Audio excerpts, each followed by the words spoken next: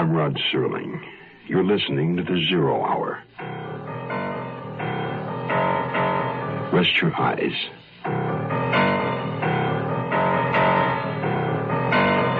Exercise your imagination.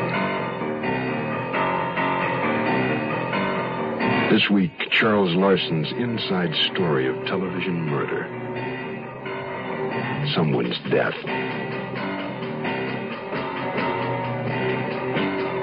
Starring George Kennedy, Joyce Bulifant,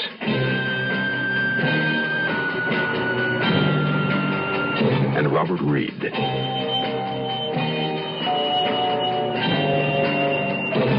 In Elliot Lewis's production of The 0 Hour.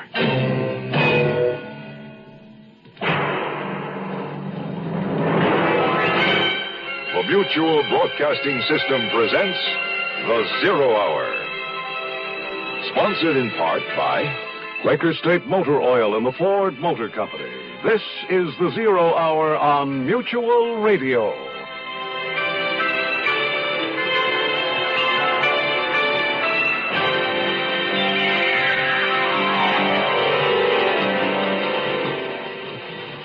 This week, our story revolves around the make-believe world of television. We'll meet Nils Frederick Blixen, a middle-aged man married to his craft, producing television shows. He's preparing a new detective series called Stag at Bay, in which his star will have exactly 1/2 hour each week to solve a fictional crime. Nils Frederick Blixen, a veteran of the industry, is breaking in a new casting director, Joanna Redfern. Young, bright, aggressive. A woman more prideful of her liberated status than of her shocking red hair. Their problem is to cast the role of co-star in the upcoming series, strictly a matter of choice. It would have been easy if it hadn't been for one unexpected, intangible fact. Someone's death. The fact is, it was murder. Our story, Someone's Death, begins after this word. I was in South Korea with the Peace Corps. We were the first rural health program in Korea. What a lot of us did was to go around and check to see if there was a TB patient in the house. A lot of these people had never, ever had any kind of medical attention at all. I remember one case. She was in pain. She was in real pain. And the doctor examined her and became very concerned. And he told us later that had she not come in, she would have died. I was very, very proud. You know, but you've probably heard this, and you'll hear it again and again from volunteers. The volunteer himself gets more out of it than he actually gives to the people who's supposed to be helping. Volunteer for the Peace Corps. The Peace Corps is one part of action. Action is doing something. There is something you can do. Get into action. He lay on his stomach under the oak like a spy, with his hand shading his eyes and a reversed blue baseball cap spread over the back of his neck. He was black, tall, 6'5" in his stocking feet, a former basketball player. Several woodworms had been caught in the blood that matted the base of his skull. He'd been shot at close range, the bullet burrowing upward through the back of his head. He was quite thoroughly, vengefully murdered.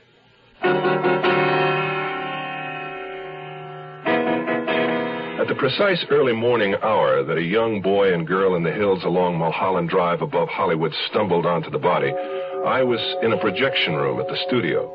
I was still at the studio in my office, chairing an unofficial production meeting as the sun dipped into the smog and below the Los Angeles horizon.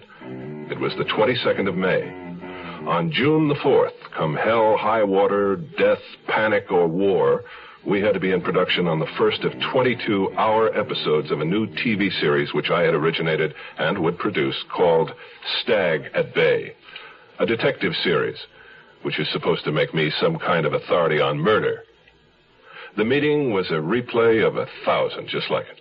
You know, we've got to find a gimmick to hang the PR campaign on. Right now, that's less important than finding the right girl. Across the desk from me was Leonard Ellis, a born conciliator. In his youth, he'd wanted to be a baseball umpire, but failed due to his slight deafness, though he often said it was merely compensation for 20/20 vision. He claimed to hear better after a nip, so at 61 he had become an alert quasi-alcoholic. Nevertheless, Leonard Ellis was the best unit publicist any series could have. Joanna Redfern, the casting director, sat near him, upright in straight chair. Tall, 23, a recent graduate of Bennington, she wore her red hair short because everybody else wore it long. She was uptight, tapping the arms of her chair, uncrossing her trousered legs. When she finally got to her feet, it was in sections, like a deck chair unfolding. Well, someday some terribly courageous TV producer is going to thumb his nose at the computer, cast the best actor or actress in his series instead of the safest, and make $100 million. And how in the name of reason are those pious, rude New York network research freaks going to squeeze out of that one? Well, I'm sure every producer wants to cast the best actor or actress in every role. Isn't that so, Niels Frederick? I'm producing this series, and I'll make the decisions. I couldn't care less about what they want upstairs. And so you'll get it straight, Miss Redfern. I'm not going to fill an important running lead with a bad Mexican-American actress just because Justicia or Nosotros or the rest of the pressure groups think I ought to. The part calls for a Mexican-American girl. It would be absurd not to get... Fine. You bring me one who can cut the mustard, and I'll sign her. I have brought you several, but all you're after is a pretty face. They weren't right, any of them. You know what I think I better do is tell the front office that this isn't working out, that it isn't fair to the studio to saddle you with a casting director you don't know and you don't have confidence in. Sit down. No, I'd rather not. Who's for coffee? Are you, Niels Frederick? All the same, Mr. Blixen, I wish you luck. I hope Staggett Bay knocks everybody right on their backside. His backside. Of course. Is this your first series, Miss Redfern? Yes. It's my fifth. Joanna, isn't it? It's Joanna, but everybody calls me Red. Yours is black, I believe, Niels Frederick. Red, are you, cream? No sugar, dash of cream. While Ellis translated the coffee order to my secretary, Mary, the poor woman should have been gone hours ago, Red sat on her tailbone with the players' directory and searched for the actress who wouldn't compromise us too much with the powers upstairs. I could hear Ellis on the extension talking to his granddaughter.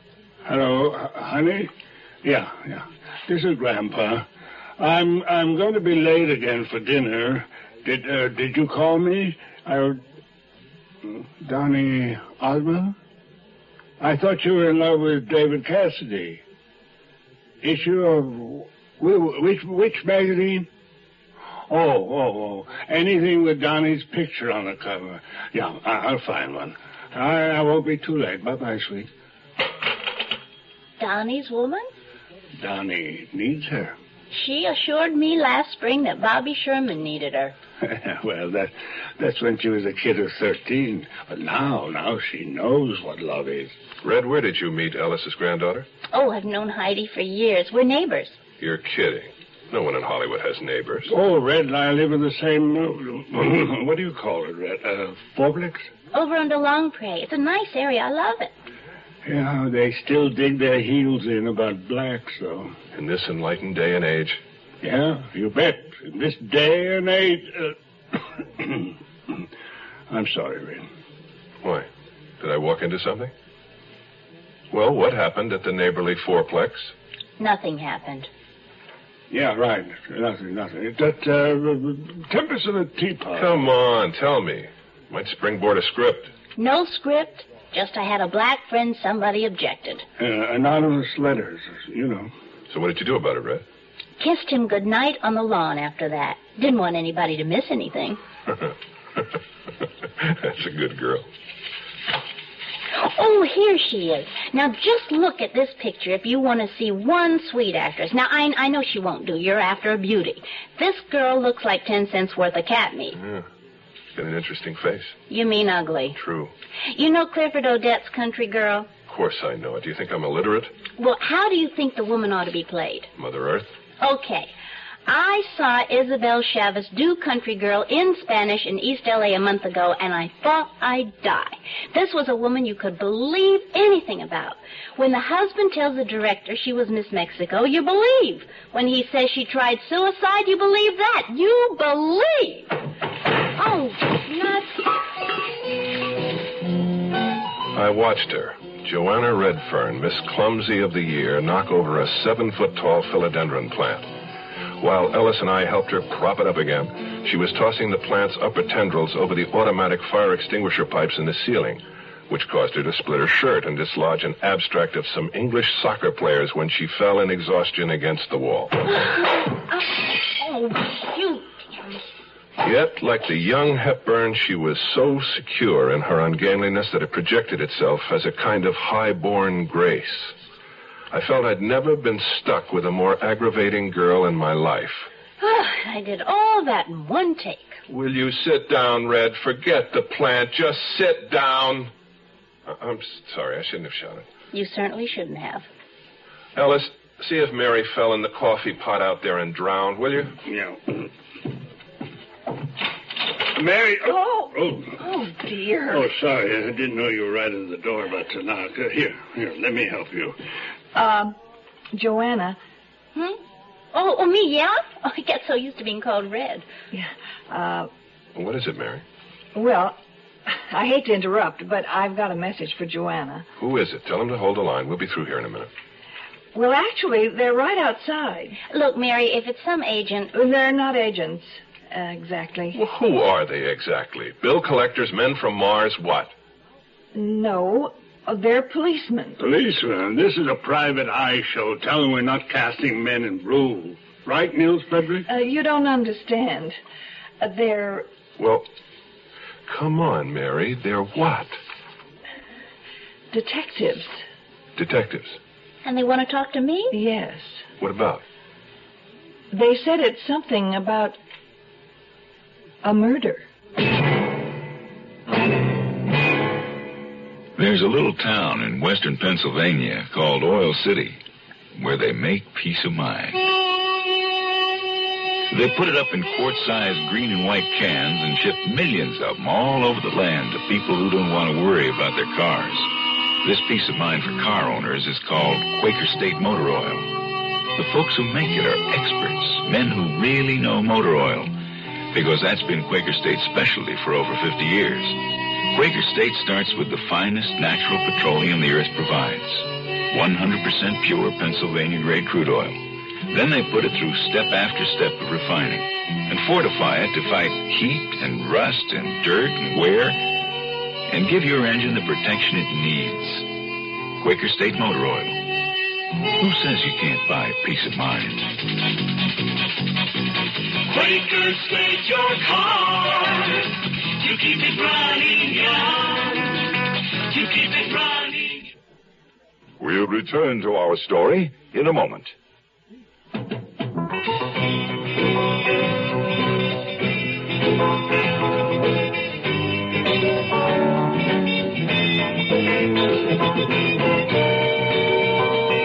The Marines are looking for a few good men to become Marine officers. A few good college men to accept the challenge of leadership. Men who will command Marine ground troops. Men who will fly Marine aircraft. And a few good men to serve as lawyers in the Marine Corps. The program is Platoon Leaders Class. PLC. No campus training. Ground and air options. Available financial assistance. Even free civilian flying lessons for qualified men. Talk to the Marine officer who visits your campus. Ask about PLC Ground, PLC Air, or PLC Law. The Marines are looking for a few good men who want to lead other men as officers in the United States Marine Corps. The two plainclothesmen were standing by Mary's files, a stocky, sunburned man in suede pants and a modified safari jacket, and a lean, dark man wearing a gray business suit. The second detective extended his wallet. I studied the ID, which bore a serious pose of him in a square collar, tie, and somewhat shorter haircut. The card said Ames, Sergeant, Negro, male, 5'11", weight 160, black hair, brown eyes, no visible scars. There was a third man in the outer office, a cab driver, who sat flipping his hat between his hands and whistling at the floor, his elbows on his knees. Mary explained his presence. He's been waiting for over half an hour.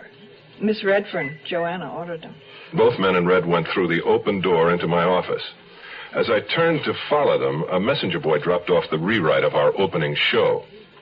The cabbie, I noticed, was leaning around me trying to read the cover. You a TV producer? That's what they call me. Mary, will you Xerox this, 15 copies? Right now? No, in the morning. She's not in trouble, is she, Joanna? Ellis, drive Mary out to the lot. Don't worry, Red. All they can do is rubber hose you. Stupid thing for Ellis to have said to her.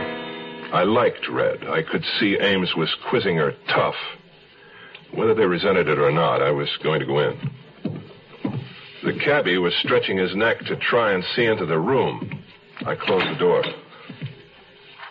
The last time you saw him was... Is this private? It's up to the young lady. They know about Daniel and me. Daniel? The black friend I mentioned, Dan Gladstone, apparently he's been in some kind of accident. Oh? 2 weeks. You haven't seen Mr. Gladstone since roughly the 8th of May, then? No, I haven't, or longer. Why not? I don't know what you mean. You were fairly close friends, weren't you, Miss Redfern? We were friends. I don't know how close. Were you engaged? No. Didn't Gladstone give you a ring sometime in February? It was a joke. It came out of a penny candy jar. Excuse me. But what kind of accident was this? He was shot in the back of the head. Shot? Daniel, And no accident. Well, who told you about the ring? What was the tenor of your last meeting, Miss Redfern? The what? What did you talk about? I don't remember. Did you fight? I just really can't remember. Did you say, if you show your black face around here again, I'll cut your damn woolly head off, or words to that effect? Now, wait a minute. Have you warned her, given her her rights, or did you just forget? No, we didn't forget. She has a right to know who you've been talking to, who's been telling you these... Do you own a .22 caliber pistol, Miss Redfern? Okay, that does it. Give me an outside line. A pistol? No, of course not. Red, cool it. I'm contacting a lawyer. You don't mind, do you, gentlemen? No, I think it's a very sound idea. I don't need a lawyer. You might ask him to meet us at North Hollywood Division. That's 11480 Tierra. You have her there in a half hour, Mr. Blixen.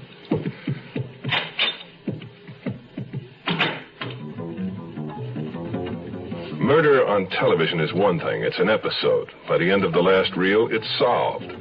But I was discovering that isn't the way it really is. My guts were turning. Hello? Wade? Yes. Wade, this is Nils Frederick. Nils, what's the matter? You sound like you were canceled before you started. Wade, we've got a problem here. Oh, like what? Like a suspect for murder. The all-new Ford Mustang II has been named Car of the Year by Motor Trend magazine. Look what they've done to our Mustang. They named it Car of the Year. 'Cause we changed the size, we changed the style, and you're gonna like it fine. So, look what they've done to that car. Mustang II, picked Car of the Year because it offers good gas economy. And in the words of Motor Trend, Mustang II is an outstanding concept of affordable luxury and prestige in a small package. And that makes it the right car at the right time. When you take a ride, you're gonna know that Mustang's one of a kind. So, Base sticker price for two-door hardtop is just $28.95, excluding dealer prep, destination charges, title, and taxes. At your local Ford dealer. The Zero Hour continues after this. This is Gene King for your Better Business Bureau. Don't expect your dry cleaner to work miracles.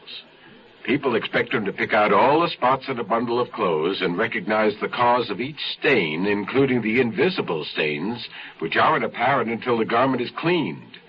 Keep in mind, too, that the dry cleaner's legal liability is frequently limited to the use of ordinary care in the handling of your merchandise. Remember that different classes of stains require different treatments, and some fabrics must be treated with special care. Special solvents must be used to get rid of gravy, lipstick, ink, nail polish, soup, etc. And if damage should occur through the fault of the cleaner, the value in dollars and cents is determined proportionately. So be fair with your cleaner and yourself. Tell him about those stains. Don't remove labels with dry cleaning instructions. And don't think of your cleaner as a magician. A tip from your Better Business Bureau.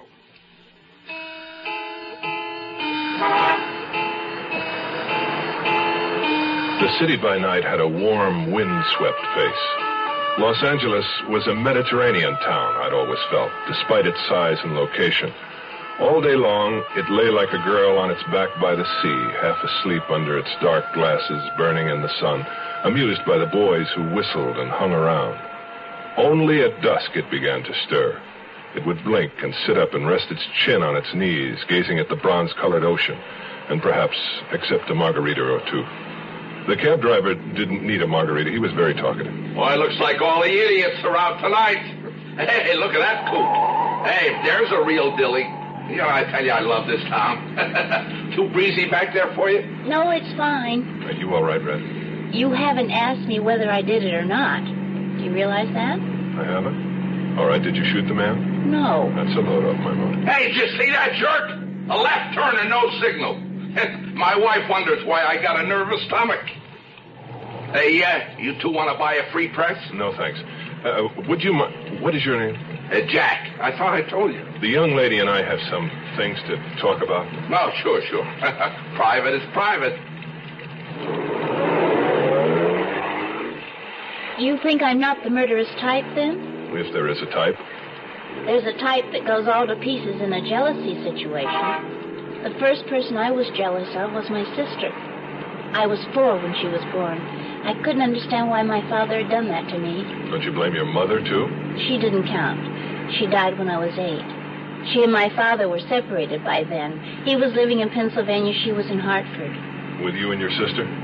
No, I'd already killed my sister. You what? I broke my sister's neck when she was 7 months old. When you set out to make a point, you don't fool around. It's the fact. My mother left the carriage on the front porch. I pushed it down the steps. I wasn't punished, just sent to a child psychiatrist and later to a very nice school in New Hampshire. That's what jealousy can do. My father used to come see me once in a while. He's married twice since my mother died. 3 more children. I thought you said you hadn't been punished. We rode along for a while, neither of us talking. Even the cab driver seemed more content since traffic had eased up some.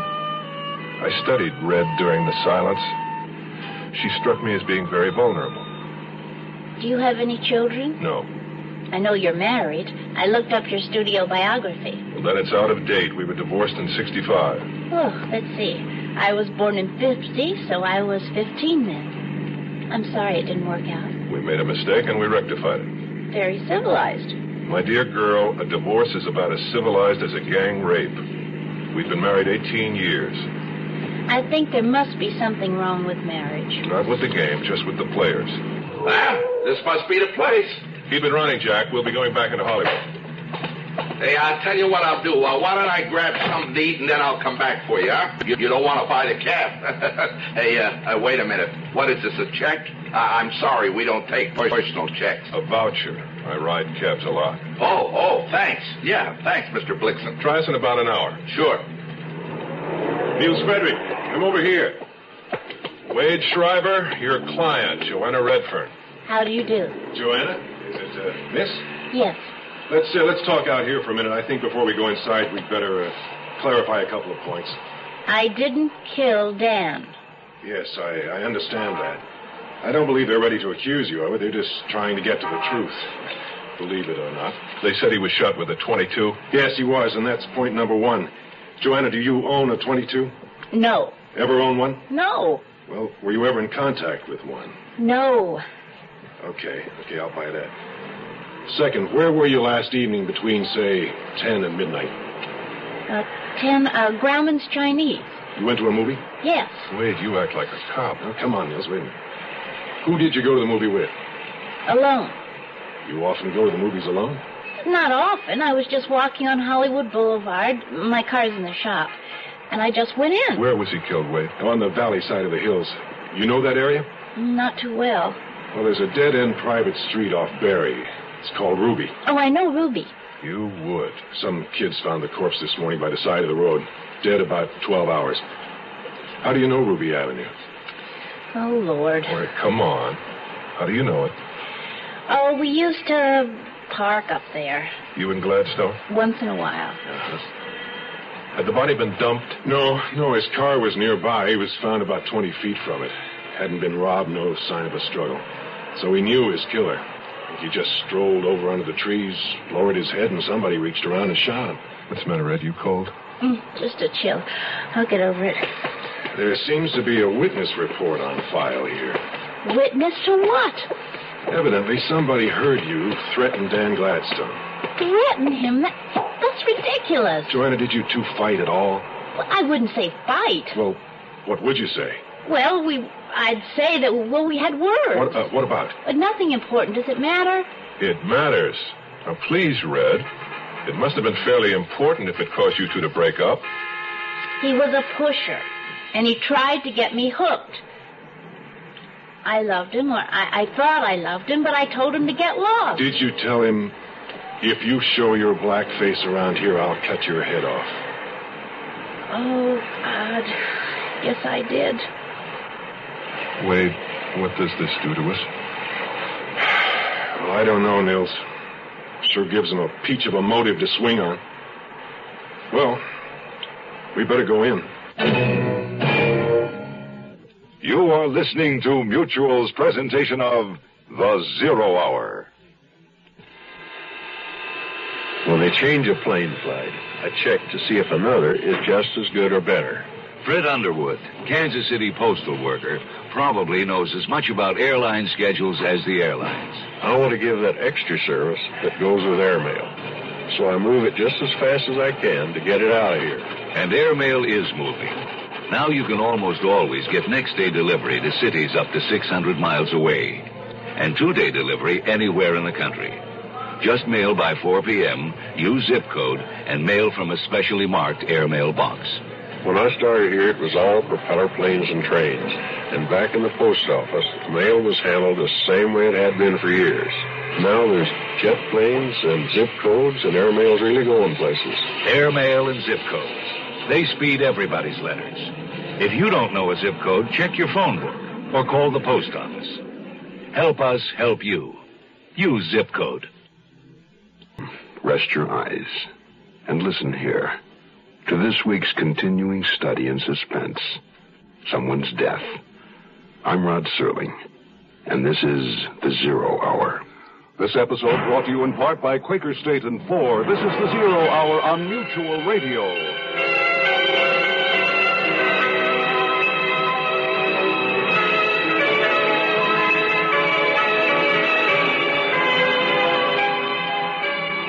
You have been listening to The Zero Hour, a presentation of the Mutual Broadcasting System in association with Hollywood Radio Theater, heard every weekday at this time.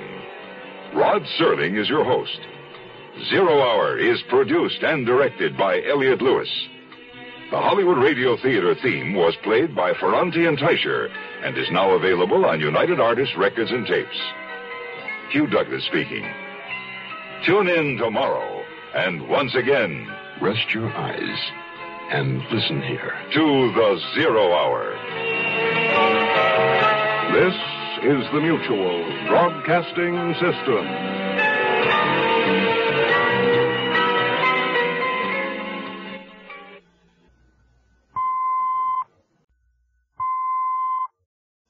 I'm Rod Serling. You're listening to The Zero Hour. Rest your eyes.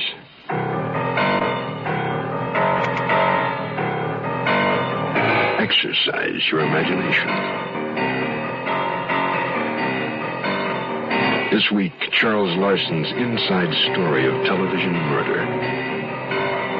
Someone's death.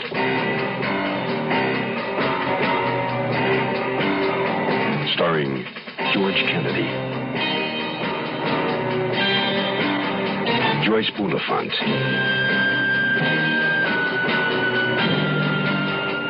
Robert Reed.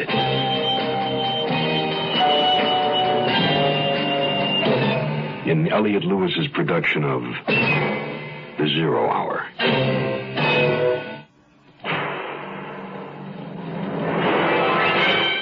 The Mutual Broadcasting System presents The Zero Hour. Sponsored in part by Metropolitan Life Insurance Company, Hallmark greeting cards, and the makers of V8 juice. This is The Zero Hour on Mutual Radio.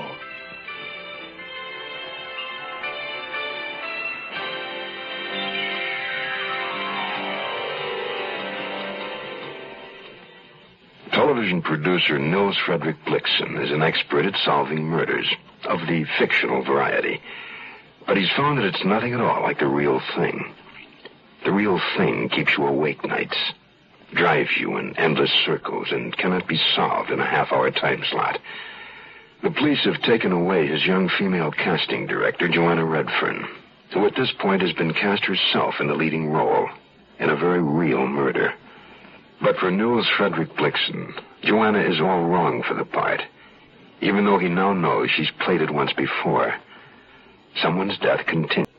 Inside the North Hollywood police station, the detectives took Red into a poster-encrusted cubicle from which I was barred. She cast me a ghastly grin just before the door closed in my face, and I felt my heart give an unaccustomed lurch. I paced back and forth along the short hallway until a sunburned civilian in overalls took pity on me and urged me not to worry about my daughter, since the Valley police were gentlemen through and through.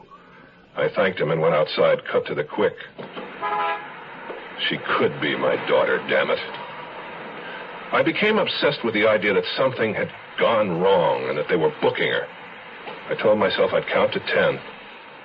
Schreiber came out on the count of 7, joking and chatting with Sergeant Ames. Red was pale but composed. Ames went back inside, and Schreiber gave me the rundown. No, it was a breeze. They didn't know about Gladstone being a pusher, so I didn't mention it. No, they didn't suspect her any more than they suspect the governor. Well, come on, Red, I'll take you home. Wait a second, Wade. Don't you still live way out in West Valley? Tarzana, yeah, what's the difference? I can take Red into Hollywood and then swing over Coldwater. I wouldn't hear of it. I have ordered a cab. Oh. Okay, Nils Frederick, I get the message.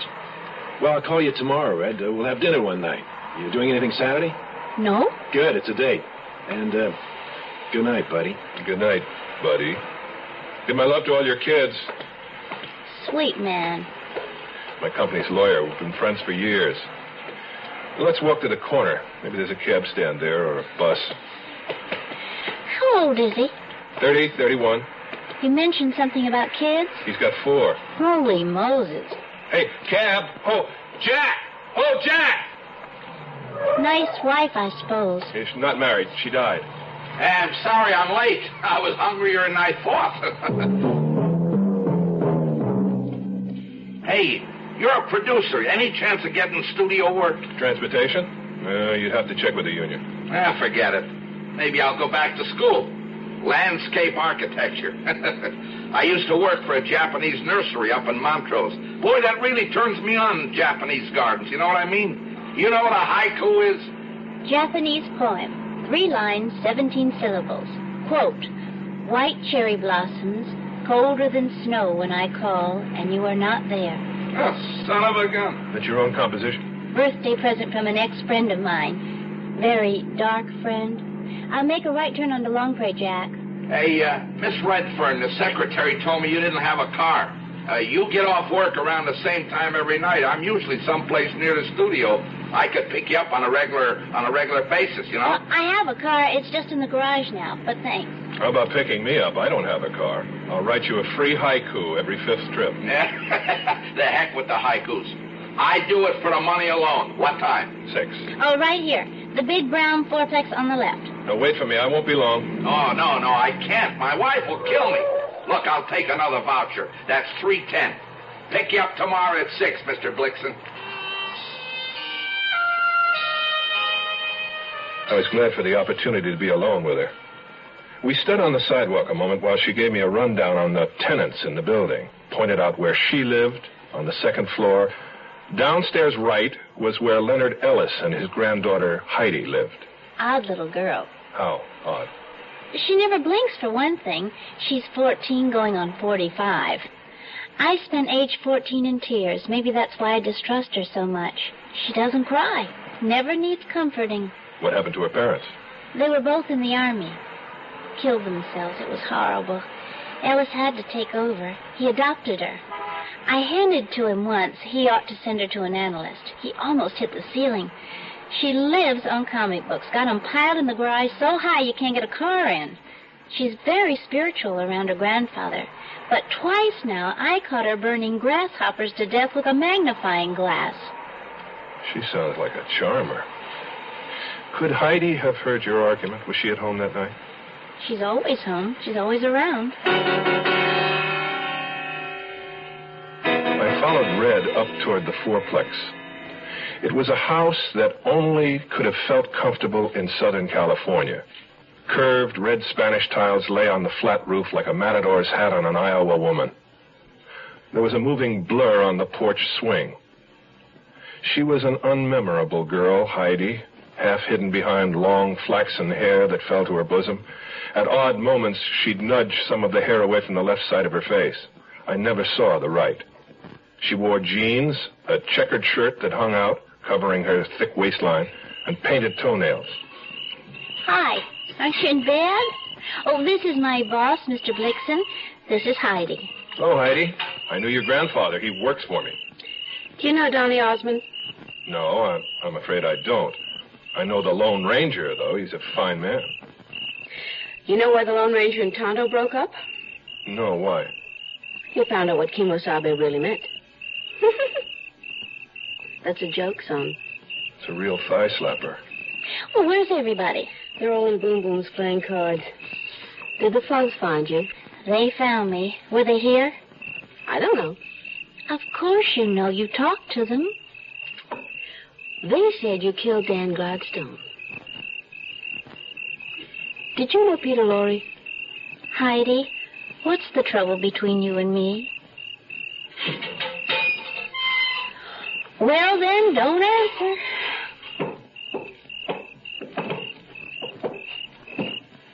Did you ever see anybody so clumsy in your life? But beautiful.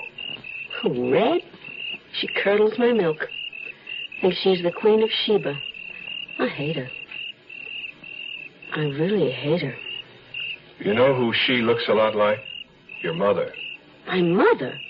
Bro, you never saw my mother. Well, there's a picture of her on your grandpa's desk in her whack uniform. What was her name? Florence. Maybe you hate Red because she reminds you of Florence. You're nuts. If she reminded me of my mother, I'd love her because I love my mother. Even after she left you. Did you tell the police about Red's and Dan's argument? Did you tell them about the ring he gave her from the candy jar? What's the difference? Well, I suppose it was the last time you saw Dan, the day of the argument. He came around one more time, about a week ago. Last Tuesday. To see Red? She was at work. Who'd he come to see then? I don't know. Nobody was home. You were home? Well, I wasn't to begin with. I got sick at school, and the nurse excused me. Came home. I really felt terrible. And Dan was here? Yeah, around the back. Well, what did you talk about? Now, it might be important, Heidi. Did you know Boris Karloff? Lon Chaney? You sure you didn't know Peter Lorre? Heidi, think about what I said about the resemblance.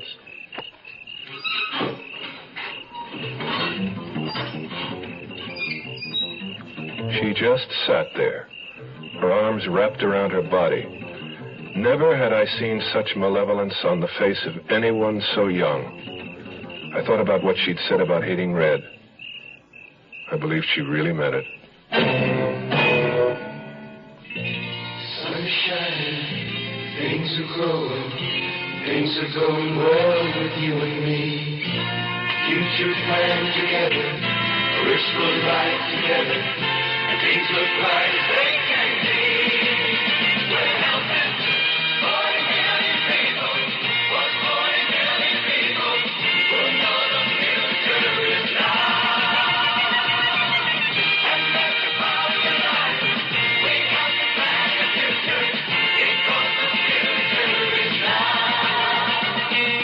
metropolitan life knows how important the future is to you and your family. We've been preparing hard for the future so that your metropolitan representative is qualified to help you prepare for it better. Because the better prepared you are, the better your future will be.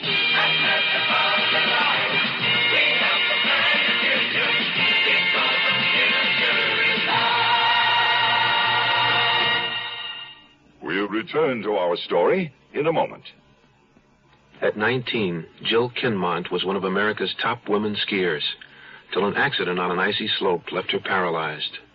Now, 17 years later, she's a teacher, a good teacher. I guess you can say I've overcome my handicap, but I couldn't have done it alone. I had family, friends, people who accepted me, believed in me, and helped me believe in myself. Yet there are millions of handicapped people in this country who aren't getting the acceptance they deserve because some people think that a handicapped person can't hold down a job, can't pay the rent, can't learn, can't be a human being. Well, unless you recognize that we are human beings with feelings, with skills, with a sense of responsibility, then you're adding a handicap we can't overcome. This public service message brought to you on behalf of the Department of Health, Education, and Welfare and the Advertising Council. As Heidi said, everyone was in Boom Boom's apartment. Of course, it was a little tough getting in because the Hayworths, Boom Boom and her husband, Fred, leery of burglars, had put a new safety catch on the flimsy door earlier in the evening. And for a while, none of the people inside could work it. And while we waited for them to figure it out, Red gave me a rundown on whom I would meet. Boom Boom owns the building. She lives in this flat with her fifth husband, Fred, and her ex-lover, Preston Andrade. It sounds like a comfortable arrangement. They're all in their 60s now. It's more like two brothers and a sister. Then there's Phil, Boom Boom's nephew. He dropped out of high school. His father kicked him out. She took him in. A school kid. Prime customer for a pusher. Incidentally, where did you meet Dan Gladstone? Arcadia Playhouse. I saw him in a play. He was good. You'll be crazy about Boom Boom. She used to dance naked on a drum in Paris. That's how she got her name and lost her hearing. Oh, sorry, folks. Come on in. Everybody, meet my boss. Fred Hayworth, the master mechanic, was a tall, bald man in undershirt and gray pants who kept scratching nervously and had kindly, bloodshot eyes. When he offered me a cigar and I took it, he seemed startled. And all the time I was there, he didn't say a word. He left the conversation to his wife's ex-lover, Andrade, who knew me from Warner Brothers, he said, worked in wardrobe, which I should have spotted on sight from the way he dressed. Italian shoes, tight pants, a silk shirt, and a thick black toupee, gray at the temples. Phil, the nephew, was a quiet kid whose yellow hair burst from his head like the flame of a newly lighted match. Worked in a drugstore, he told me. When I asked Phil if he liked his job better than music, Andrade answered for him. Andrade seemed to answer for everyone. How did you know about Phil's music? The guitar, right? Uh-huh. His fingertips, the calluses. Add the guitar case in the corner, and I come on like an instant Sherlock Holmes. Or Saul Stagg. Who's Saul Stagg? That's his new detective. Starts on network television in the fall. Oh, Murphy's playing that. The voice came from behind me. There were two of them. Red introduced them as René Ortiz and his friend Bobby. René was a frail, heavy-headed Frenchman who powder-coated his blue chin. His friend Bobby was a lot younger, higher-strung, covered with little gifts, rings on both hands, a silver bracelet, St. Christopher's medal on a thin golden chain around his neck. Bobby, you said you knew my star, Murph Smith. Where from? Oh, around here and there, parties. The Arcadia Playhouse? Mm-hmm. But you're an actor, then? Well, theoretically. Renee doesn't like me to work. I understand Dan Gladstone belonged to the Arcadia. Oh, did he? Yes, I believe he did. I think I do remember Gladstone there. Of course, there were so many of us. I knew Danny casually. Renee spit one word out, casually, turned and whipped into the kitchen. I felt Renee's jealousy bordered on violence. Red smiled at me, took my arm, and guided me in to meet Boom Boom.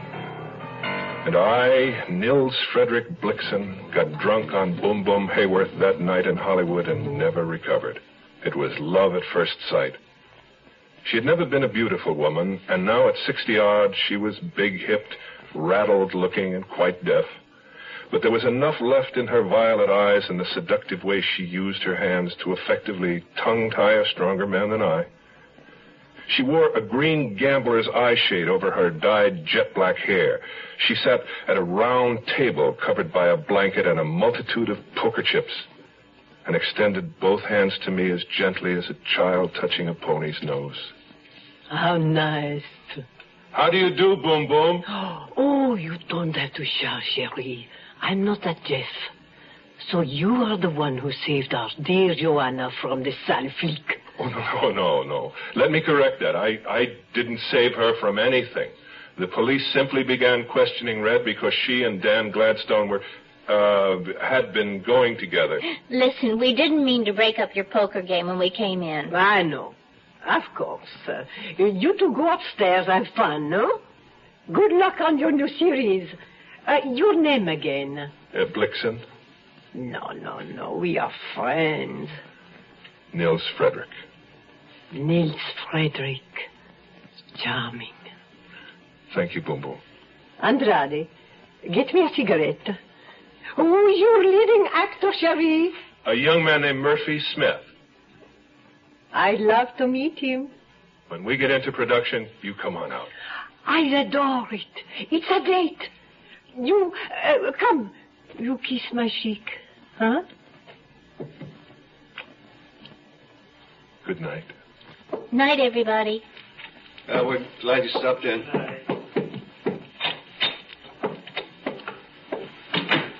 Well, what'd you think? I think that Phil could have a motive if he's deeply involved with narcotics. No, I meant what did you think about Boom Boom? Oh, fantastic.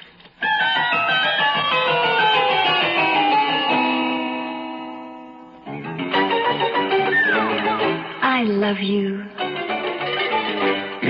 I love you. Love you. Love you. Love you. Love you. Love you. That's why Hallmark makes over 1,000 different kinds of Valentines to get everybody's message across on Valentine's Day. I love you. Let Hallmark say you care enough to send the very best on Valentine's Day, Thursday, February 14th. That's Thursday the 14th. Hey, what you got there? It looks like tomato juice. It's V8. What you got there? It's V8. Looks like tomato juice. It's V8. Try it. Wow. It sure doesn't taste like tomato juice. Mm-hmm. It tastes like V8. A great natural blend of 8 garden vegetables. V8 cocktail vegetable juice. V8. The Zero Hour continues after this. Hi, everybody. This is Tony Butala of The Letterman. Medical care for veterans. Who is eligible to receive it? If you're a veteran or related to a veteran, this information may help you look ahead to the day when you can use VA medical care. The VA hospital system is responsible for taking care of veterans who are injured or who became ill while in the service. Their needs always come first. Next are veterans who can't afford to pay for medical care on their own, and veterans over age 65 or receiving VA pensions. Today, there are 168 hospitals in the VA system. Some have live-in units, allowing veterans to come and go as they please. The VA sometimes makes arrangements with nursing homes for patient care outside the hospital. And VA outpatient clinics provide a full range of services from general medical treatment to dental care or to drug clinics.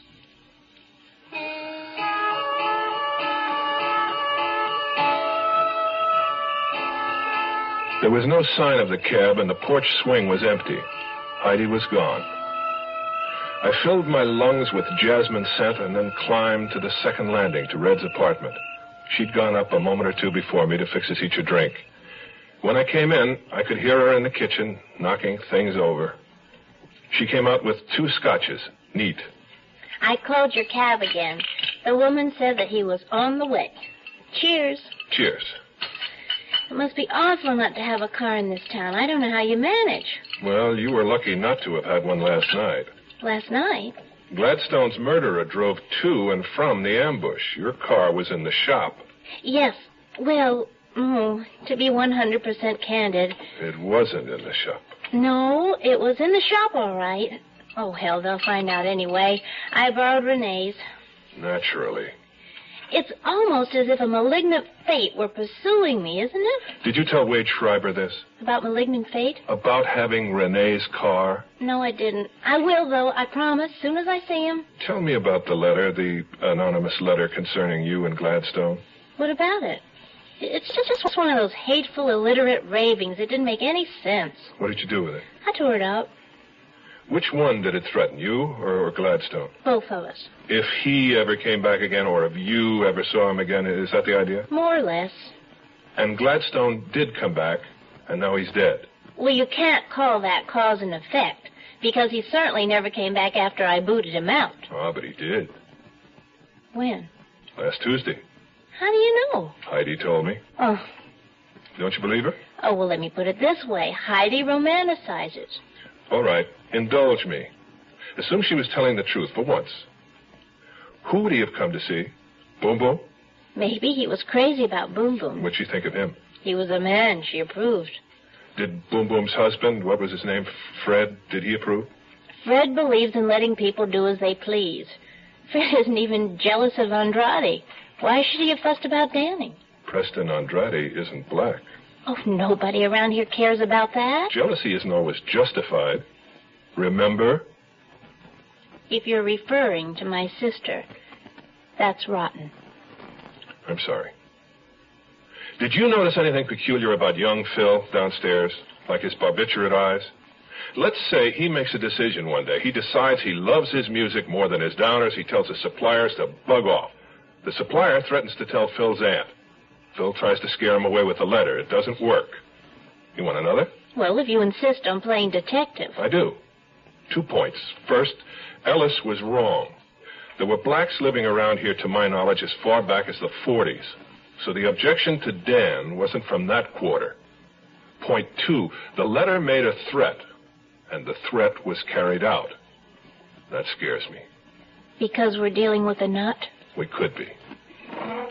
Where are you going, Red? To get the letter. But I thought... I lied. In a moment she was back. She dropped the letter into my hand. It was wrinkled and dirty. Someone, Red presumably, had crumpled it at one time into a ball and then smoothed it out again. Words cut from cheap magazines had been pasted in soiled, uneven rows. I read it aloud. Dear Jade, tell your black paramour to clear out or we'll cut off... It's a gruesome threat. Interesting words, though. The ones you mm'd over? No. Paramour and Jade. Red, this letter threatens your life, and you didn't ever think of showing it to the police? Who all handled this letter? Well, everybody. Dan, me, Boom Boom, Fred, Andrade, Renee, everybody in this house. What are you thinking about, fingerprints? Oh, not much need to hurry on that now. I'd like to borrow it, may I? Sure. Good night. Good night, Niels Frederick. She moved forward, trod on my toe, and kissed me softly on the cheek. But as I went down the stairs, I couldn't drive from my mind the distressing realization that she had lied to the police about not having a car last night. She had lied to me about the threatening letter. And what else had she lied about? The image of her pushing her baby sister's carriage down the steps blotted everything else out. You are listening to Mutual's presentation of The Zero Hour. USO? Gee, I guess there must be one around here someplace. Yeah, let me think. Hold on. I'll go over here and ask, okay? For longer than we care to remember, people have been taking the USO for granted. Sure, it's a place for servicemen and women, a place they can feel at home. Read, rest up, write letters home. A nice, clean place where the hamburgers are great and so are the people serving them. Tickets to shows, ball games, sure. Everybody knows that about the USO. But what people don't know is that it takes money to keep the USO going for our 2 million men and women still in uniform. It takes a little money spread out among a lot of people. Because USO gets no government funds. It depends entirely on your gifts to the United Fund, Community Chest, or local USO campaign. So please give. Our work isn't done. जी हाँ, ये खानदानी मंसूबा बंदी का मरकज है. Mais oui, c'est le centre de planning familial. Yes, this is the family planning center. There are family planning centers in more than 100 countries today. The women who come to these centers can't afford to go to private doctors, but they want to plan their children, when they're going to have them, and how many they're going to have. The trouble is, there aren't enough centers.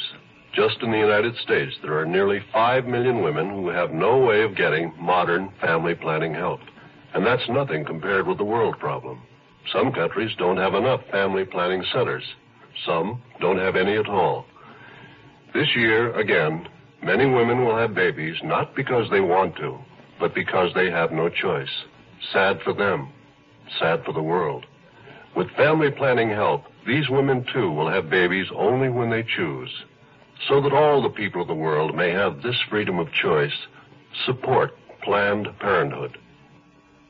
Tomorrow at this time, rest your eyes and listen here to this week's continuing study in suspense, someone's death. I'm Rod Serling, and this is The Zero Hour. Today's episode brought to you in part by Metropolitan Life Insurance, Hallmark Cards, and V8 Juice. This is The Zero Hour on Mutual Radio.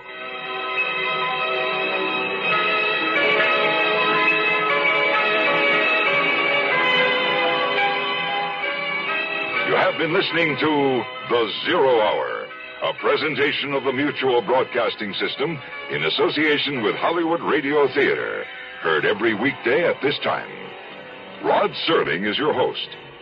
Zero Hour is produced and directed by Elliott Lewis. The Hollywood Radio Theater theme was played by Ferranti and Teicher and is now available on United Artists Records and Tapes. Hugh Douglas speaking. This is the Mutual Broadcasting System.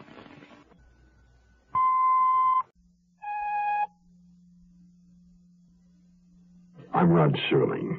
You're listening to The Zero Hour. Rest your eyes.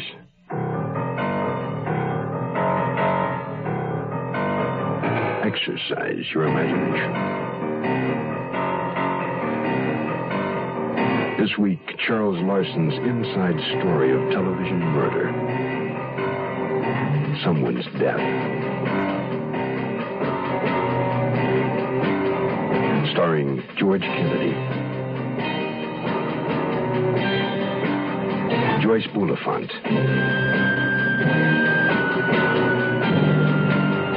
and Robert Reed.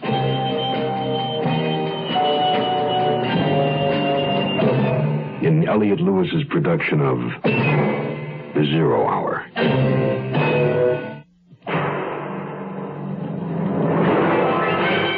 The Mutual Broadcasting System presents The Zero Hour. Sponsored in part by Ford Motor Company and Metropolitan Life Insurance Company. This is The Zero Hour on Mutual Radio.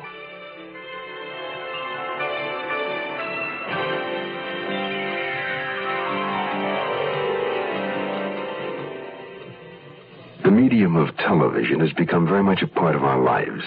Good, bad, or indifferent, television exists. When it's bad, one has only to turn it off. Unfortunately, the same cannot be said for murder. Once committed, the act lingers on, as do the consequences. Nils Frederick Blixen produces television programs. Joanna Redfern is his casting director. Dan Gladstone was her boyfriend. an ex-boyfriend who met extinction when shot through the head by an unknown assailant. The police are casting young Joanna as the murderer. Nils Frederick prefers to disagree, and he's screening a large cast of character types to fill the role. Nils Frederick Blixen. He thought he knew it all. Someone's death will continue after this message. Hello, I'm Johnny Cash, and I've been around this great country of ours enough to know how important it is to get as much education as you can while you're young. If you want to start college or vocational school, this may be your chance. The government wants to give you some money if you have financial need. Can you believe that? Well, it's true. Look into a new program called Basic Grants to see if you qualify. Hurry on over to the county agent, post office, or nearest school for more information and an application form. A basic grant won't give you all the money you need to make it through college or vocational training, but it'll help you get on the road. It could be the most important road you'll ever walk in your entire life. And if you don't feel like walking, just write your name and address on the back of a postcard and mail it to Basic Grants, Post Office Box 84, Washington, D.C., 20044. That's Basic Grants, Post Office Box 84, Washington, D.C., 20044. I overslept. Got in my office about 10:30. It was all in the paper. The murder, Joanna working on the series. At least I got my name wrong. They called me R.G. Blixman. The phone had been ringing all morning. My boss, Arthur Todd, among others. My secretary is a real brain. The trade papers, the scandal sheets, she told them all the same thing. I was out. So as not to make her a liar, I left the executive building, passed along a row of darkened projection rooms, climbed some narrow wooden stairs to a frosted glass door marked Research. There I found Old Man Tibbet. He'd been in charge of this department since it opened. When he referred to the big war, he meant number one. Ah, hey. Yeah, Mr. Nils Frederick Blixen in person. How's the new series coming? Walter, I've got a tough job for you. Yeah? I want to know what magazine these words were cut out of. Can you do it? In other words, you're thinking of using this threat letter in a script? Oh, they won't let you use language like this on TV. No, just something I'm working on. What I want you to do is find what magazines these words were cut out of. Could you do it if I gave you a general area, like comic books? Well, I could try. Say, who do I charge my time to if it's not a TV episode? To me. On the way back to my office, I stopped in at the executive washroom, which bears a slight resemblance to the Taj Mahal, and ran into my star, Murph Smith, combing his hair in front of one of the mirrors, a broken-nosed, slope-shouldered man in his late 30s. This murder, Nils Frederick. I called Mr. Todd at 3 this morning and asked him to get rid of the Redfern girl. He promised he would. I always thought she was a little gummed up. Did you? Well, you know, hanging around with all those blacks. By the way, why do I have to be Jewish in this series? I didn't know things like that bothered you, Murph. You want things separate but equal, right? Right. Did Acadia Playhouse work that way, too, when you were there? I met a friend of yours last night, Bobby something. He lives with Rene Orthez. Oh, Bobby. Yes, he went to Acadia. So did Dan Gladstone, and he was murdered. I've got it. We never mention I'm Jewish. I play it Jewish inside. And my secretary, Raquel, we play her blonde. A lot of Mexicans are, you know. You buy that? No. Is that clear enough? No. Oh, come on. I haven't demanded much. You haven't deserved much. You'll play it the way it's written. Is that clear? The way it's written. Come on. It's a gag. You're the producer. What the heck do I know? Okay? When I got to the studio in the morning, the Chavez test was underway. I didn't have to see it. The reports came to my office from those in the know. Cameramen, grips, all the guys on the set who'd seen him come and go. She was sensational, was all they said. Finally, I decided to go down and take a look for myself. When I reached the door of the stage, there was Preston Andrade. We were both stopped from entering by a blinking red light. Hey, pal, how are you? You started working here now? No. Remember you invited us? And what do you know? A friend of mine is in there testing for your series. You know Isabel Chavez? Do I know her? Boom Boom's inside. We all know each other. Then you and Isabel are friends? Oh, for years. Since my wife died in 1960. Isn't Boom Boom jealous? Jealous? she hates her, even though I'm old enough to be Isabel's grandfather. It's like with you and Red. It's just Boom Boom likes to come to her set. Want some coffee from the machine? I could use some. No, thanks. Incidentally, have the police been around questioning you and Boom Boom and the others? I'm not worried. I got an alibi. I was in Tijuana on business. I heard there was some good cashmere down there. I suppose everybody else was home. Well, Bobby and Renee were home. Boom Boom was at a preview. Phil, I'm not sure. About Boom Boom's husband? Fred? Oh, I think he had a lodge meeting. You know, that kid Phil works too hard. All day at the drugstore, then practices, eats, and falls into bed. Where does he sleep? In my room, back of the flat. Then you'd know if he ever tried to sneak out. I don't think he does, which is more than I can say for our little neighbor. Which little neighbor? Heidi. She sneaks out nights. Do you know that for sure? As sure as I've seen her crawl out her bathroom window. You've seen her? Many times. She has to pass my room. Where does she go? Who knows? But I know what she'd say if I asked her where she was going. What's that? Out.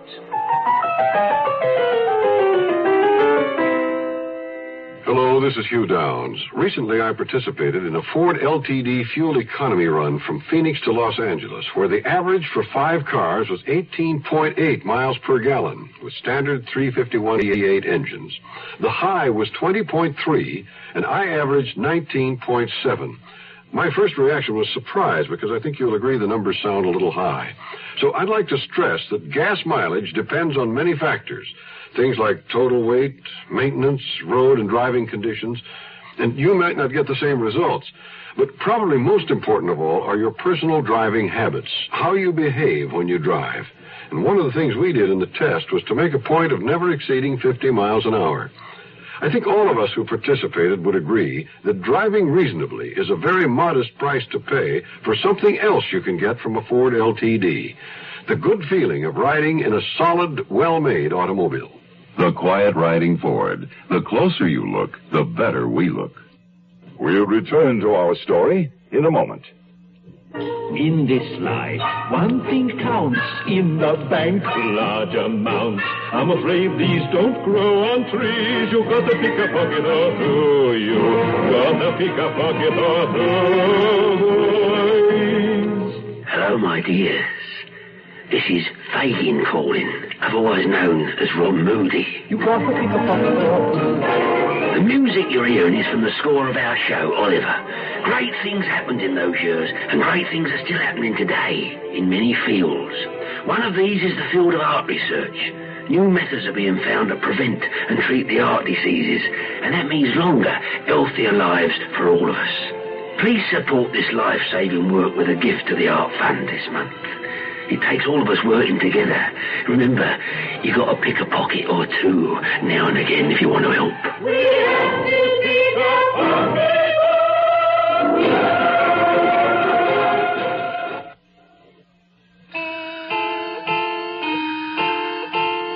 I spent just long enough on stage 16 to verify that Red's actress find, Isabel Chavez, was indeed the new Cartierado. On the way to the office, I ran the usual gamut of disaster. My production manager beefing about the number of setups, my associate producer bringing me network static about credits. And then the front office informed me I'd lost my first choice director and would have to beat the bushes at this late date for a replacement. If that wasn't enough, I found my secretary in tears. Oh, Mr. Blixen, I hate to bring my personal problems to the office. It's nothing. I mean, it's something, but it just can't be helped. Let's not talk about it. Let's. Well, it's my father. My mother called this morning from Chicago, and he's 72, and they just found out he's got cancer. I'm sorry, ma'am. Would you like to go there? I just can't waltz off and leave you. Not in the beginning of the season. Maybe later. We'll see. They're going to keep me notified, and if I have to go, I'll go later. Oh, so now I've added another little straw to your back. Let's see. Mr. Schreiber called. He said it was important. Shall I get him back? Yes, please. I'll take it inside.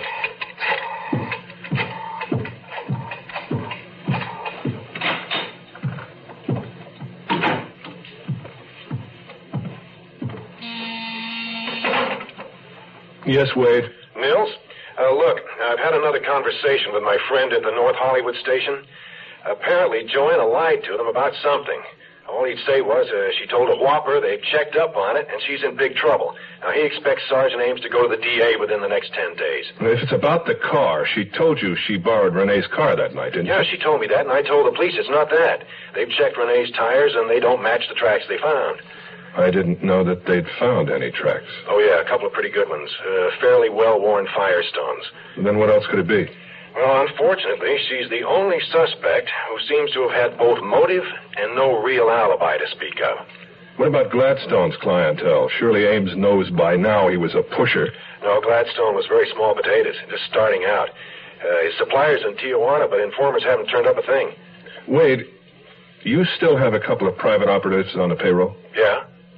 Listen, if you got an angle, tell me. Preston Andrade.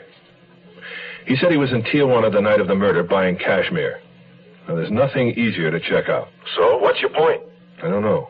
I'm fishing. But people have a tendency to project their own attitudes. Maybe Andrade's the jealous, possessive one. You saying that Boom Boom and Dan Gladstone were playing around? Why not? Well, Nils, she's old enough to What's age got to do with it? To hear you people talk, you'd think that everybody went off into a cocoon or something at the age of... Nils, look, I'm sorry, all right? I'll write it down. Preston Andrade, Tijuana, jealous, okay? Anything else? Andrade's wife died in 1960. I want to know how. Wife, how? And as long as we're reconfirming alibis, find out if Renee and Bobby were really both home on the night of the murder. Motive, jealousy again. Renee, Bobby, both home. Okay, go on. Phil? The kid isn't a suspect. He uses downers. More than occasionally. Question who supplied him. Suppose he wanted out, and his source wouldn't leave him alone. And I'd also like to know why he left Hollywood High. Phil, Holly High. Okay. And if Heidi can drive a car. Nils, is there anybody you don't suspect? Certainly. Red. Monday morning, a series went before the cameras with more problems than I care to recount. And my neck stuck out to here for having signed Isabel Chavez. Not to mention my star, Murph Smith's charming acceptance of his leading lady. I am not going to work with that fat-headed cholo. No way ever. I want that human fright way out of my series. I'm the star. I'm getting out. He was an overpaid employee of NFB Productions, and he'd honor his commitment or answer in court, and that's what I told him. We were only half a day behind schedule at the end of the first day's shooting, and I was badly in need of a drink. Mary was not in the office. She's probably down in the ladies' room. She'd been doing a lot of crying lately. So I had to look for the whiskey myself. I found it where she'd filed it, under W. And I was walking into my office in search of a glass. Wade Schreiber was stretched out on my couch, his arm over his face. I made that 2 glasses. Might as well give me the bad news. I can read it all over you. Well, if there's one rule a lawyer's trained to live by, it's never get personally involved with a client. Red's in trouble. Nothing a miracle wouldn't cure. Well, if you're going to tell me, tell me. All right, Nils. Brace yourself.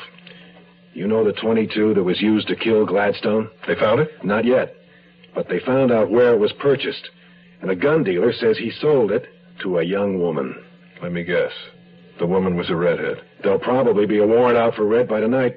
Warrant for murder? You betcha. Murder 1. Sun's shining, things are growing, things are going well with you and me. Future plans together, a wishful life together, and things look bright as they can be. With help and 40 million people, 40 million people, will know the future is now. And that's the power of life. We have to plan the future, because the future is now. Metropolitan life knows how important the future is to you and your family. We've been preparing hard for the future so that your Metropolitan representative is qualified to help you prepare for it better. Because the better prepared you are, the better your future will be.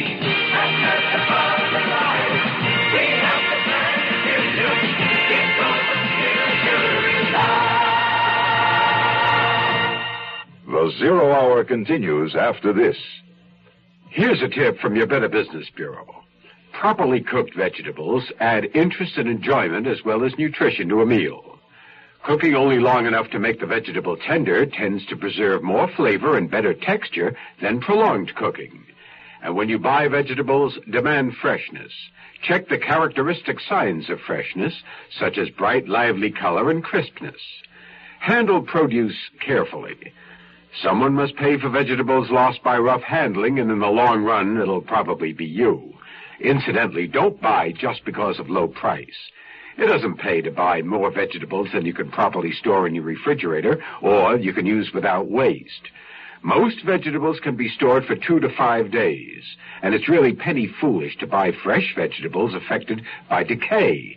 Because even if you do trim off the decayed area, rapid deterioration is likely to spread to the salvaged area. A few cents extra for vegetables in good condition is a good investment. Wade Shriver straight-lined the information. A clerk in a pawn shop in Fraser, a little town in the Imperial Valley, remembered his boss selling a .22 to a young lady from Los Angeles on the 5th or the 6th of May. That was the weekend Joanna and Gladstone had had their big fight.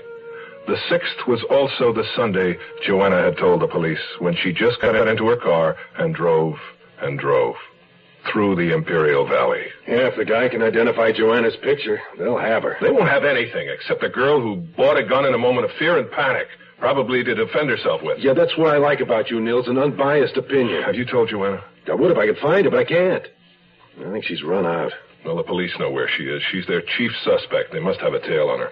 Your TV detective would have a tail on her. A real policeman can't afford those luxuries. Well, she's got to be around. Maybe she went to the beach. What, in this weather? Come on, Nils. Doesn't Boom Boom know where she is? No, and no sign of Boom Boom either. No sign of anybody. Except Ella's granddaughter. Heidi? Andrade tells me that Heidi's been sneaking out of the house at night. Heidi hates Red with a blind passion. Red reminds her of her mother. Suggesting what? That she's trying to get even for the dirty trick her mother pulled on her? Nils, this is a child we're talking about. Children hate and sometimes kill. Where would you expect to see the word paramour in print? Oh, I don't know. Victorian novel? And this word was cut out from a magazine. Cheap ink, semi-pulp stock, some letters in color, some hand-lettered. Who are today's Victorians, today's adolescents? And what do adolescents read? Comic books. There were comic books piled to the ceiling in that garage, but anybody in the fourplex could have gotten to them. And you can't be absolutely positive the words were cut out of those comic books. Well, I'm working on it.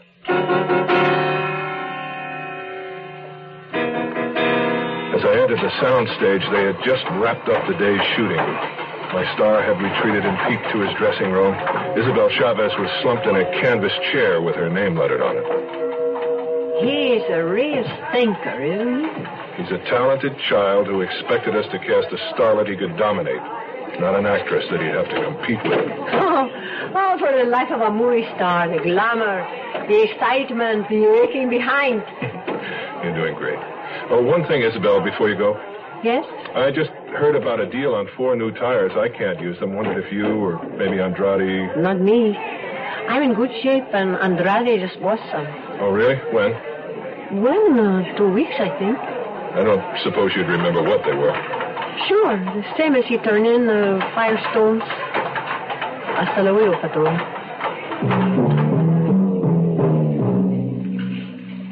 It had begun to rain.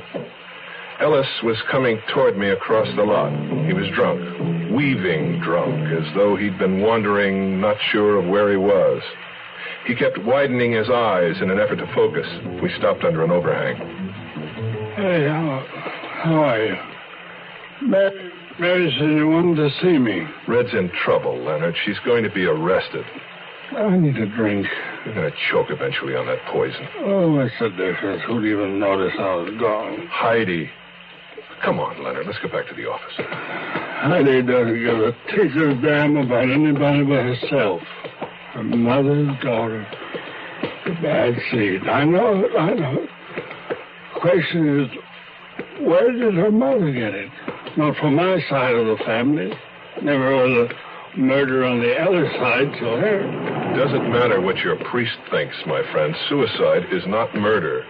Who told you about my daughter? Matter of fact, Red did. She tell you she killed herself? She said that Florence and her husband were a double suicide. Yeah.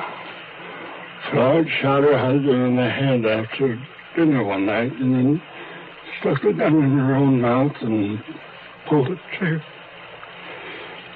Her birthday was June the 3rd. She would have been 38 years old yesterday. Oh. Now you know why the old sot started drinking last night and kept it up and up and up.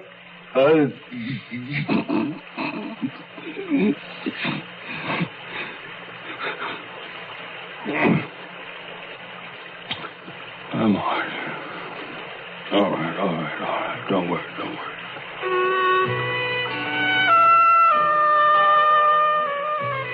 The rain had increased.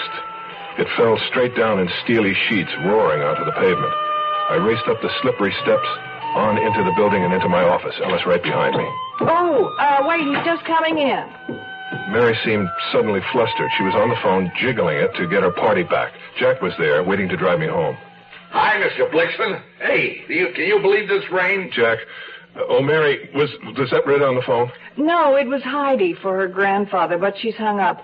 Leonard, she wants to know if you're coming home. Mary, give me your file key. Come on. The bottle's empty. I threw it out. Mary, I want the key. The bar's closed, Leonard. I went into my office and dialed Red immediately. No answer.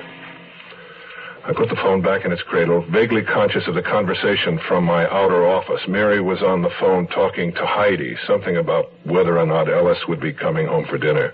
Heidi, your grandfather says you go ahead, fix yourself a TV dinner, and then he'll eat when he gets there. I saw him lunge for the phone, but the connection had already been broken. Why did you let me talk to her? Leonard, you're too drunk. Now sober up before you go out. Here, have some black coffee. Mary was right. He was drunk. I offered to take him in the cab, but he just walked on ahead of us when Jack and I came out of the office.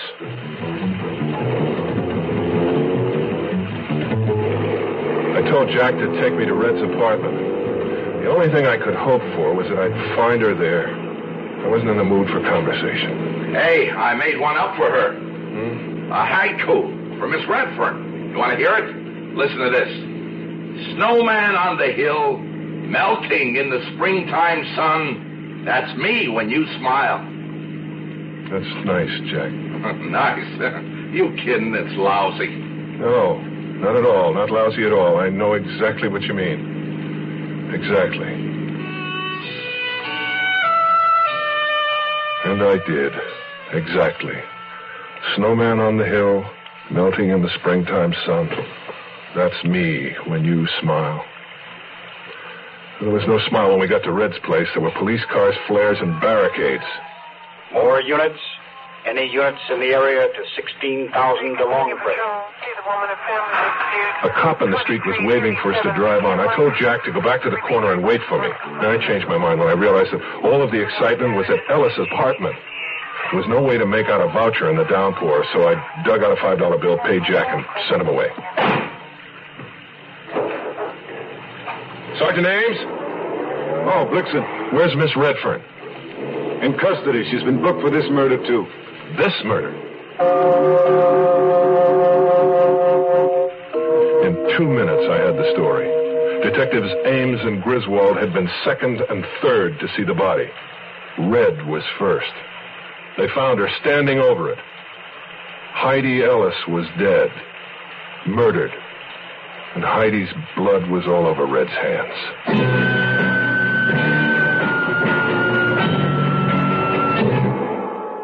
You are listening to Mutual's presentation of The Zero Hour. What is a Harrier? It isn't a helicopter, but it could land in your backyard. Harrier. It isn't a conventional jet, but it can match the speed of sound. Harrier. It's a revolution in aviation, and the Marines are looking for good men to fly it. Harrier. Phantom. Skyhawk. Cobra. Marine Corps. If you're a college man thinking of aviation, think Marine Corps and talk to the Marine officer who visits your school. The program is PLC Air, and there's no campus training. A few good men can even get free civilian flying lessons while they're still in college. The Marines are looking for a few good men who want to fly the Harrier, Huey, Intruder, Bronco, in the Marine Corps. Hello, this is William Conrad. If you're planning a trip abroad this year, you'll be returning to the United States through customs. You'll be asked to declare, either orally or in writing, everything you've acquired abroad and have in your possession at the time. Your baggage and belongings will be examined, and during thorough examinations for illegal narcotics, you may experience a slight delay. In order to clear customs more quickly, it's a good idea to keep all sales slips and have them handy when you make your declaration. Also, do your best to pack the articles you've acquired abroad in the same suitcase. Know before you go about customs rules and regulations. For free information, contact the U.S. Treasury Department's Bureau of Customs District Office nearest you and ask for customs hints for returning U.S. residents. You'll find the Customs Office listed in your phone book under U.S. Government. Tomorrow at this time, rest your eyes and listen here to this week's continuing study in suspense, Someone's Death. I'm Rod Serling, and this is The Zero Hour. Today's episode brought to you in part by Ford Motor Company and Metropolitan Life Insurance Company. This is The Zero Hour on Mutual Radio.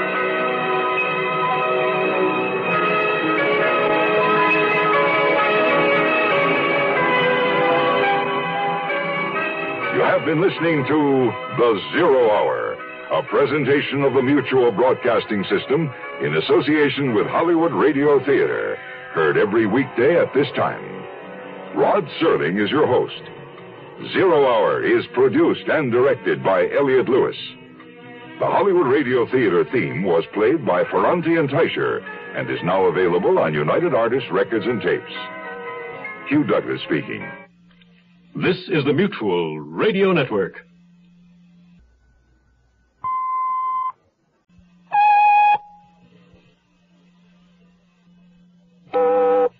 I'm Rod Serling.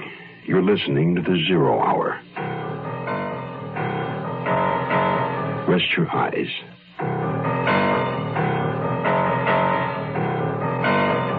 Exercise your imagination.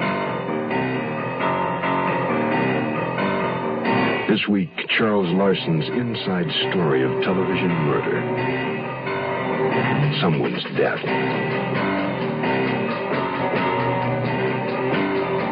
Starring George Kennedy, Joyce Bulifant,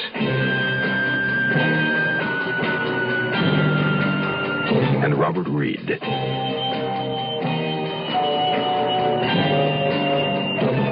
In Elliott Lewis's production of The Zero Hour.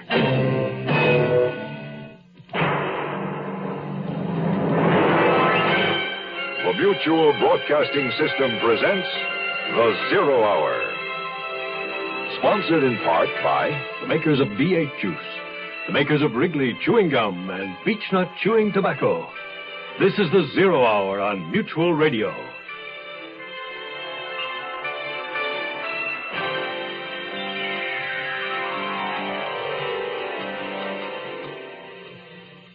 Just when we are safest, there's a sunset touch, a fancy from a flower bell, someone's death, a chorus ending from Euripides.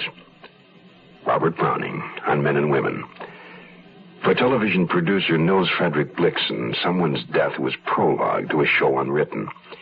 He cast himself in the hero's role. his youthful casting director, Joanna Redfern, his leading lady. But somebody is not following the script. A second someone's death has been written in. Nor is Joanna Redfern playing her part as she should. The heroine is not supposed to be found at the scene of the crime, with blood on her hands. For Nils Frederick Blixen, life behind the camera was never this frustrating. But that's the difference between fiction and fact. And the fact remains. Someone's death was murder. Our story continues after this word. I was in South Korea with the Peace Corps. We were the first rural health program in Korea. What a lot of us did was to go around and check to see if there was a TB patient in the house. A lot of these people had never, ever had any kind of medical attention at all. I remember one case. She was in pain. She was in real pain. And the doctor examined her and became very concerned. And he told us later that had she not come in, she would have died. I was very, very proud. But you've probably heard this, and you'll hear it again and again from volunteers. The volunteer himself gets more out of it than he actually gives to the people who's supposed to be helping. Volunteer for the Peace Corps. The Peace Corps is one part of action. Action is doing something. There is something you can do. Get into action.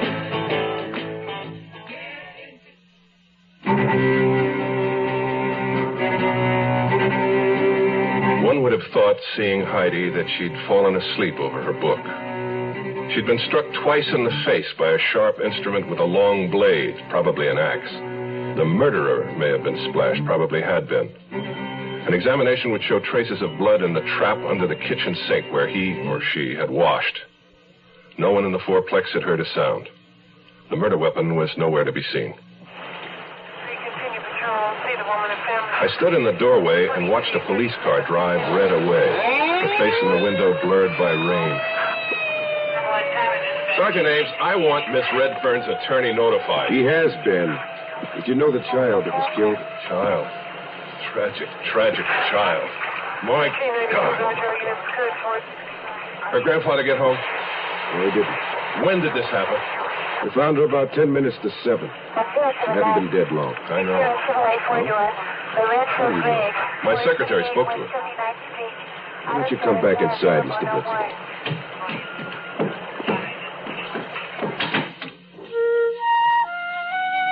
In Red's apartment, Detective Ames took a statement from a pale, perspiring Rene Ortiz, who protested he knew nothing. He'd come home with a severe headache, he'd taken 3 aspirins, and he'd been awakened by the police at 7.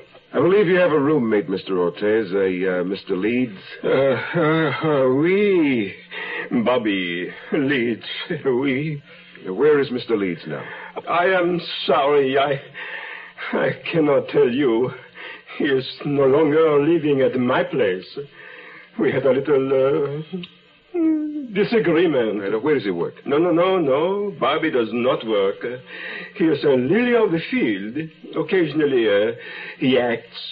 You might say he is a mimic, a female impressionist. Okay. Thank you, Mr. Ortiz. You may go. Oh, and send up the boy, Phil Waters, will you? Oui. Incidentally, Mr. Blixen, you said the little girl called your office tonight.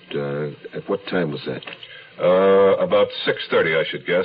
I had looked at my watch at 6:25, and my secretary said Heidi had called a little before that, and then she phoned back about 6:30. And you spoke to the child at that time? My secretary spoke to her. Your secretary's name and address, Mr. Blixen? Miss Mary McGrath, 400 Willow Way, and that's in Glendale. Uh-huh. Would Miss McGrath be familiar with the little girl's voice? Absolutely. They'd spoken to each other many times. On the telephone, On and off the telephone. There's no way she could be fooled, not even by a professional mimic like a female impersonator? Well, my secretary certainly didn't say anything. It was Heidi's voice as far as she was concerned. And that's all I can go on. May I ask one question? Certainly. Do you have the murder weapon? Nope. Then why have you arrested Miss Redfern? Well, Miss Redfern stated she arrived home at approximately 6:45. She said she noticed the Ellis door open slightly, called to Heidi, got no answer, and walked in. Now, we came along a few minutes later, heard someone cry out. Miss Redfern was standing over the body with blood on her hands. Schreiber picked me up the next morning to go see Red where they were holding her at the Sybil Brand Facility for Women. Oh, in my opinion, Nils, they would have been better to concentrate on tying her to the Gladstone murder. Now they have to show a connection between Gladstone and Heidi, and I don't think they're going to be able to do that. Is that your good news for the day? Well, it's a try. What are you dragging your heels about? Get her off the Gladstone murder. She bought a gun. Well, let him do a ballistics test on it. Nils Frederick, I'm afraid there's a bit of a hitch there. What do you mean? You see, the other day when your boss Todd had Red fired, she went home, got in her newly repaired car, drove down to the pier, and took the boat trip to Catalina. And threw the gun overboard. Yes, that's right. It's at the bottom of the ocean. Nobody will ever find it. Hey, what you got there? It looks like tomato juice. It's V8. What you got there? It's V8. Looks like tomato juice. It's V8. Try it. Wow. It sure doesn't taste like tomato juice. Mm-hmm. It tastes like V8. A great natural blend of 8 garden vegetables. V8 cocktail vegetable juice. V8. Carry it with you. Bring Swimmers gum. To make fresh flavor. Bring Swimmers gum. Carry it with you. Bring Swimmers gum. To make fresh flavor. Bring Swimmers. Carry it to make fresh flavor. Wherever you go, whatever you do. It's the finest spearmint flavor. The great biggy taste. Delicious to chew. Swimmers gum. Carry it with you. Swimmers gum. To make fresh flavor. Swimmers gum. Carry it with you. Swimmers gum. To make fresh flavor. Swimmers gum.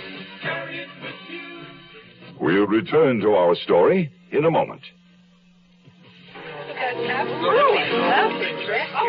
Thank you. Good old Harry. What a host. When Harry throws a party, nobody goes thirsty. Here, let me freshen up that drink. Good old Harry is such a great host. How come Bill and Jean had such a terrible fight? I want to go home right now. Oh, it's a great... I don't care. Such a drink. I want to go home right now. Now How come Bob had a little trouble driving home? And how come everybody who felt so good last night feels so bad this morning? Maybe good old Harry is not such a great host after all. Maybe good old Harry is a pusher, a neighborhood pusher. Harry pushes alcohol. So if you serve alcohol, please, don't be a pusher. And if you're a guest, don't let good old Harry or anyone else push you into drinking more than you want. A public service message from this station and the National Institute on Alcohol Abuse and Alcoholism. When I saw Red come into the visiting room, she seemed to have grown smaller. Behind her, the police matron who brought her in stood and gazed like a cat at a remote distance. There was a glass wall between us, and Red's voice came to me through a phone. Like my outfit? How are they treating you? Do you need anything? Could you send me the trades? Oh, sure. They'll be lucky if Schreiber doesn't sue for false arrest before it's over. Don't tell me you two hamburgers still think I'm innocent. As the day is long. There's never a Kleenex around when you want one. How's Leonard Ellis? Leonard, I don't know. The police tell me he's been hospitalized. They found him in some bar, told him about Heidi, and he began to get severe chest pains. The poor guy. All right, I'll check into it. Red, did you notice anything out of the ordinary before you went into Ellis' apartment last night? Just the door was open. Was that usual? Well, it was never open. They were all burglar freaks. They hear them every night. There are enough locks and chains and bolts to outfit a dungeon on every door.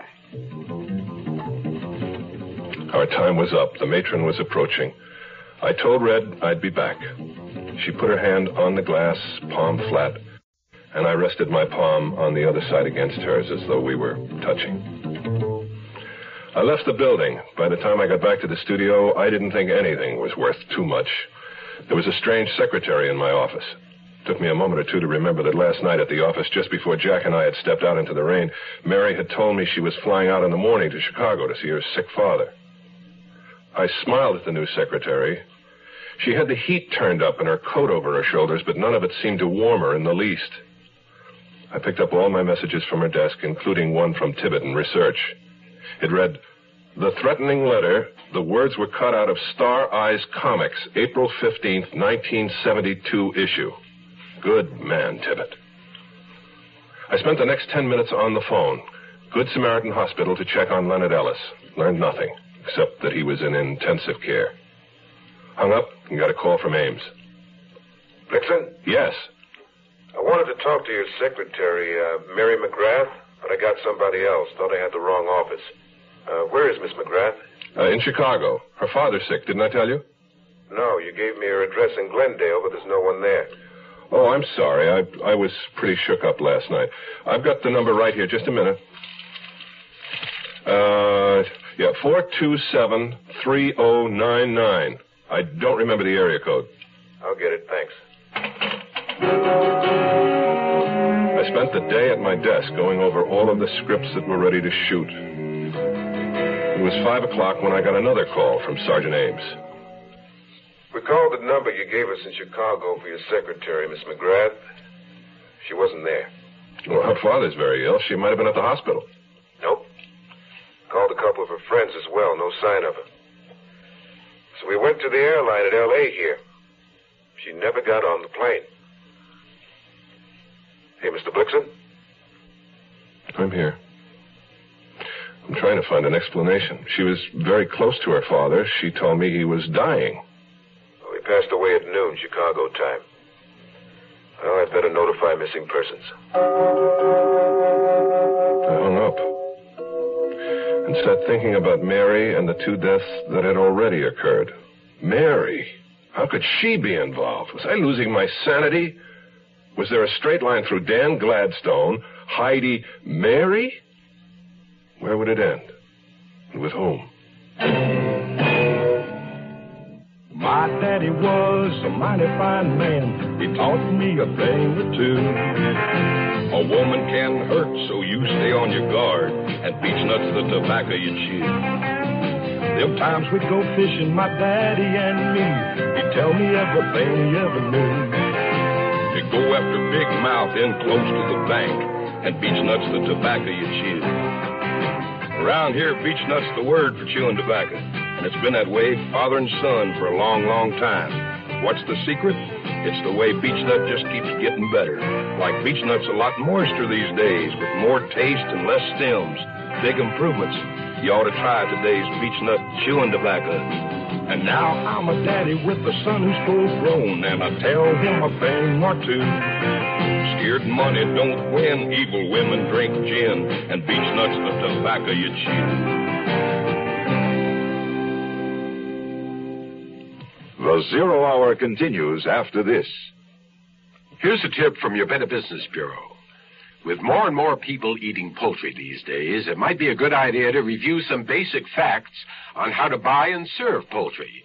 First of all, remember to look for the grade shield. The highest quality is U.S. Grade A. Grade A birds are fully fleshed, meaty, and attractive in appearance. But when you bring it home, remember that all poultry is perishable. Care and cleanliness should be used in the preparation, cooking, and serving of all poultry products. Keep frozen poultry hard frozen until time to thaw, and cook it promptly after thawing. Use fresh chilled poultry within 1 to 2 days. Completely cook poultry at one time. Never partially cook, then store, and finish cooking at a later date. Leftover cooked poultry, broth, stuffing, and gravy should be separated, covered, and refrigerated. Then you'd better use it within 1 or 2 days. A consumer tip from your Better Business Bureau.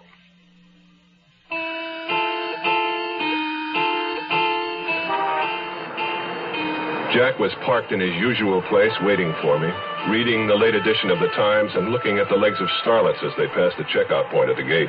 Hi, Mr. Blixen. Hey, what do you hear from our girl? I saw her this morning. She'll make it. Let the traffic clear a little bit, Jack. I just want to sit here for a minute. You know, my wife, Dolores, she's got it all pegged. She says they're railroading Miss Redfern, and she says the kid's grandfather did it. What's she based that on? Well, for one thing, the paper said there were 3 or 4 locks on the front door, and all of them were open. And Dolores figures the kid was waiting for whoever lived there to come in. The paper said she was on the couch, so she didn't open the door herself. The locks were off, and the guy came right in. Unless he picked the locks first. Why, you can't pick a lock without making some kind of noise. Oh, but it was raining. That might have covered it. Hey, what's the matter? Don't you want the old man to be guilty? Well, something like that. Besides, he left the studio at the same time we did last night, 6:30 or thereabouts. He couldn't have gotten to the apartment, killed the girl, and split before Red arrived. But when did she... About 6:45. Well, it'd be tight, but I think he could make it. In 15 minutes? I don't know. I'd have to run it myself. Do it. Do it now. I want to go over there anyhow. All right. You time it, but wait till I get out of the lot. Hey, I feel like Mario Andrade. Now, who's going to pay the fine if the cops stop me? They'd better not stop you. I hope you're right.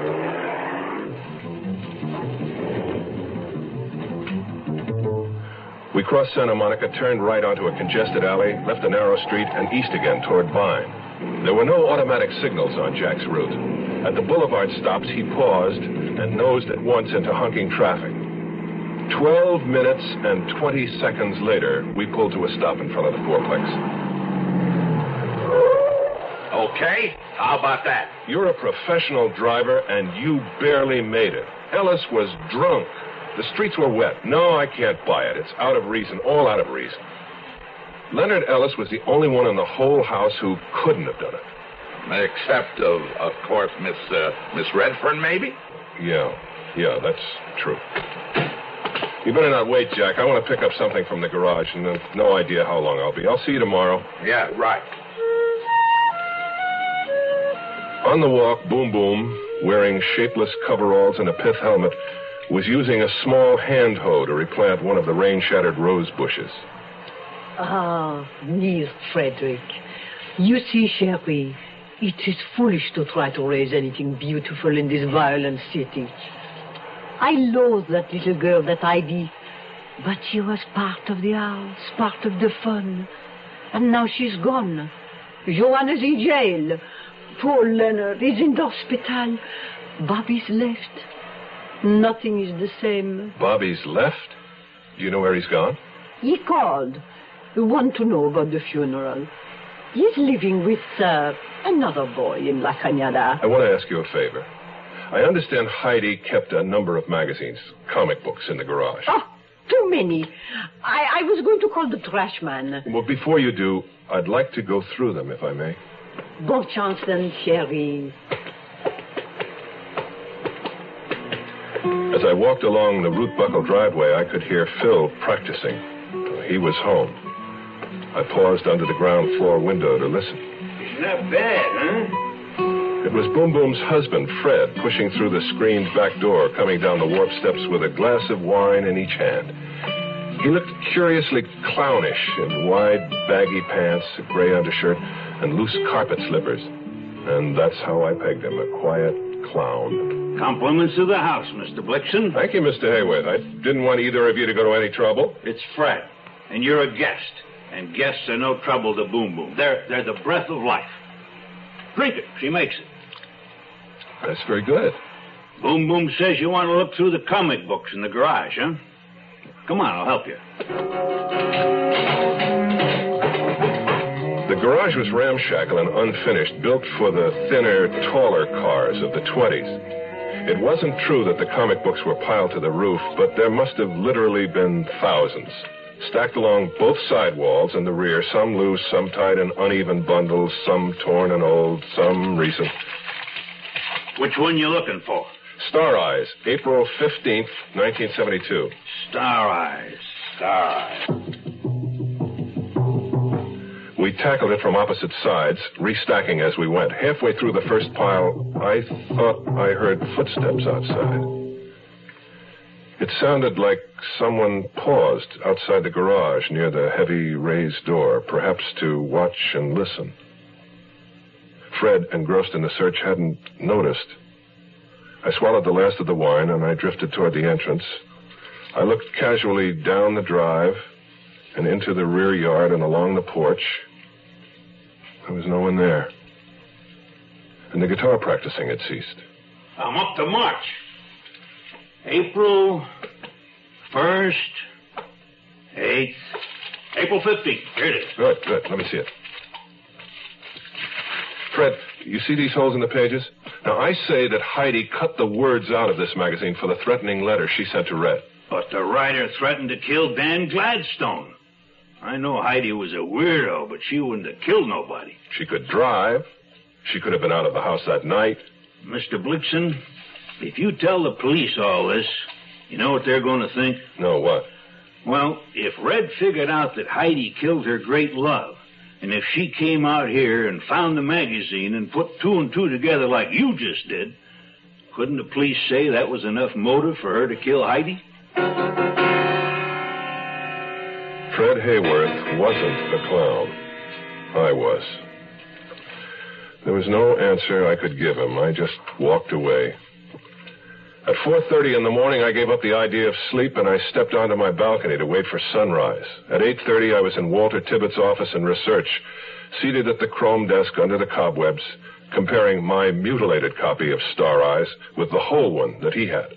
So, what do you expect to accomplish with this thing now that I, run it down for you? I'm not sure. I was playing detective. I hoped that I'd be able to help my casting director. You mean that nice kid they arrested at Joanna Redfern? Yes. Help her. How? Oh, that's too complicated. Just believe me when I say it didn't work. Wait a minute there. What was that? What was what? Let me see your copy. Walter, what are you doing? Pages 17 and 18 are missing from your copy. And they weren't part of the original cutout? No, because I showed you those parts. Peter Lorre and the Bug-Eyed Monsters. What does that mean? And on page 18 as well, continuation of same story. Oh, sure. They're a rock music group. And stills of the real Peter Lorre on the back. You remember M? Oh, yeah, beautiful. That was a gorgeous performance. Scared the hell out of me. It's been so long. Wasn't M a kidnapper? No, he's a child molester. Most despicable criminal in Berlin. Remember the police couldn't find him? Well, finally the underworld took over. They captured him, executed him, I think. Yeah, they talk about the movie here, in your copy. Well, what's the connection? This wasn't part of the threatening letter that you showed me. No, unless there was another letter. Wait a minute. There's some other places cut out. Let me see it. I'll compare them. Write this down. Go to the $300 cash each and every month for life. I will pay or... That's O-A-R. O-A-R. O-A-R. Police. That's it. Well, no, wait, that's plain enough. Pay $300 cash each and every month for life, or I will go to the police. You want to know something? A person could get killed sending letters like that. A person did. I walked back to my office in a daze. My substitute secretary hadn't come in yet, but my phone was ringing.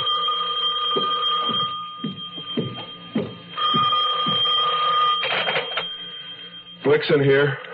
Ames, I called your apartment. You left early. What is it, Sergeant? We found your secretary, Mary McGrath. The bullet, fired at close range, had entered her left eye near the nose, shattered the back of the skull, and spent itself inches short of the kitchen drain board. The brackish odor of death permeated the small house from end to end.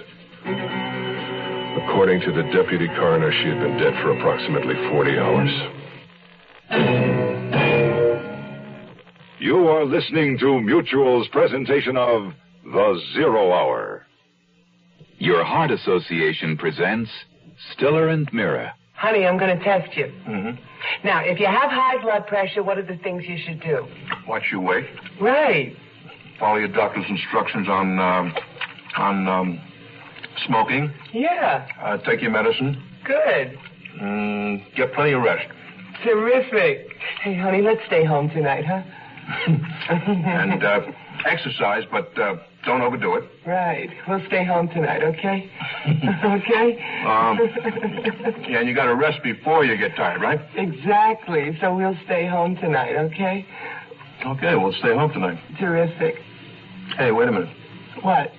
You don't happen to have high blood pressure, do you? Me? Of course not. I have my checkup at the doctor. I'm terrific. And I made an appointment for you. Why? Because I love you. And only a doctor can tell. Another way to protect your loved ones is to give to the Heart Fund. Young I may be, but still I'm a man. Just trying to 18, and I'll do what I can to find me a place where I can be me. Get ready for life, be free as the sea. Oh, where do I go from here? Where do I go from here? I'm finished with school, but what'll I learn? Don't wanna detract, wanna see things instead of all over the world. There's so much to do. The call of the sea, don't you hear it too? Oh, where do I go from here? Where do I go from here? What about the new Navy? You'll get your chance at success. Learn an exciting job and see the world. Call toll-free 800-841-8000 or see your Navy recruiter. Be someone special in the new Navy.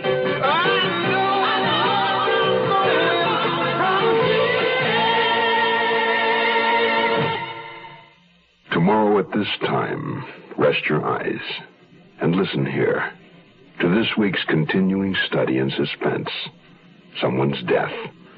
I'm Rod Serling, and this is The Zero Hour.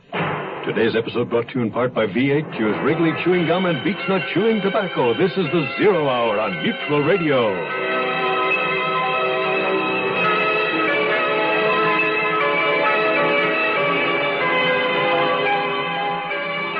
You have been listening to The Zero Hour, a presentation of the Mutual Broadcasting System in association with Hollywood Radio Theater. Heard every weekday at this time. Rod Serling is your host. Zero Hour is produced and directed by Elliott Lewis. The Hollywood Radio Theater theme was played by Ferranti and Teicher and is now available on United Artists Records and Tapes. Hugh Douglas speaking. Tune in tomorrow. And once again, rest your eyes and listen here to The Zero Hour. This is the Mutual Broadcasting System.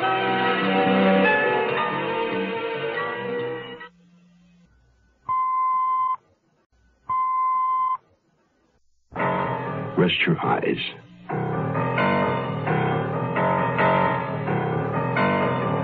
Exercise your imagination.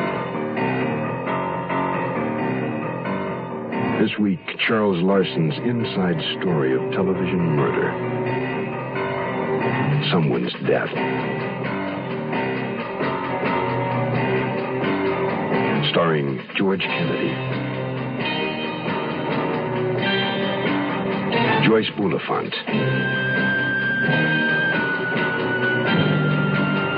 and Robert Reed.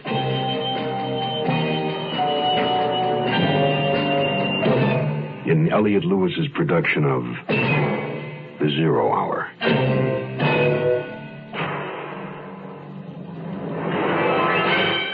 The Mutual Broadcasting System presents The Zero Hour. Sponsored in part by Ford Motor Company, Quaker State Motor Oil, and the makers of V8 Juice. This is The Zero Hour on Mutual Radio.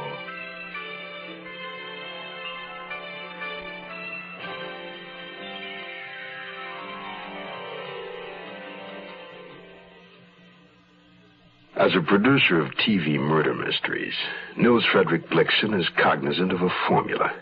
It goes something like this. A murder is committed and someone innocent accused. The viewer is introduced to several suspects and fed a steady diet of red herrings. One by one, the suspects are eliminated through lack of motive or a substantiated alibi. Finally, the real killer is exposed, and everyone lives happily ever after until next week. But Nils Frederick Blixen has found himself in the middle of a mystery he's been unable to predict, let alone solve. 3 murders, a host of suspects, a jumble of clues, but no killer. If it were only a bad script, only make-believe. But it's not. It's all too terrifying and real. But somehow, from his working experience, Nils Frederick Blixen knows somewhere in his mind that the simple truth is right in front of him. The only question is, can he recognize it before it's too late? The conclusion of someone's death follows after this word. Young I may be, but still I'm a man. Just turned 18 and I'll do what I can to find me a place where I can be me. Get ready for life, be free as the sea. Oh, where do I go from here? Oh, where do I go from here? I'm finished with school, but what lies ahead? Don't wanna get trapped, wanna feel free instead. All over the world, there's so much to do. The call of the sea, don't you hear it too? Oh, where do I go from here? Oh, where do I go from here? What about the new Navy? You'll get your chance at success, learn an exciting job, and see the world. Call toll-free 800-841-8000 or see your Navy recruiter. Be someone special in the new Navy. I know where I'm going from here.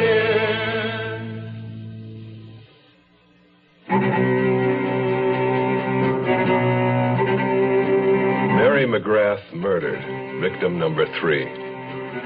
In the bedroom of her small home, the police found a partially packed red and black suitcase, a round-trip airplane ticket to Chicago, and 10 $20 traveler's checks, but no murder weapon. By 1:30 in the afternoon, the authorities had finished their examination of the house and grounds, and the body had been removed to the morgue. Detectives continued to question residents along both sides of Willow Way, a steep, pretty street on the Glendale edge of Montrose, just off of Highway 2, the main route to La Cañada. When I met Ames at the morgue, he was fit to be tied. She was dead when my men checked the place yesterday, but none of them bothered to look in the kitchen window. I'm going to hold a few seminars on comprehensive investigation.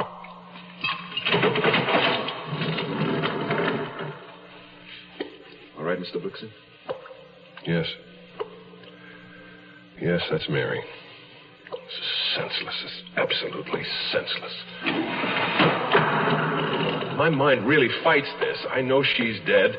I just can't accept it. This was a woman who didn't have an enemy in the world. I'd like to get some air.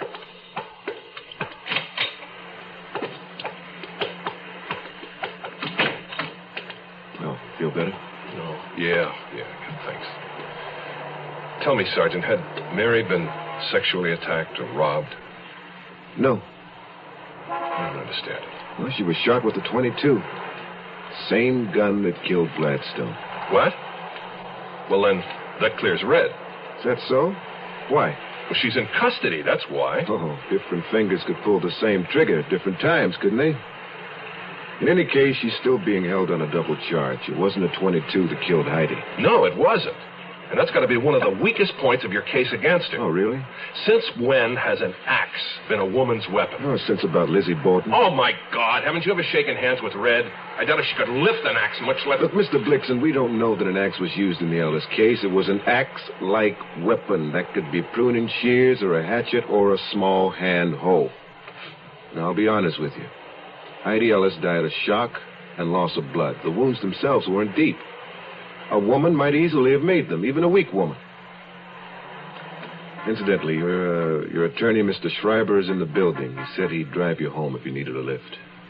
Yes, home, please. And thank you. Yeah.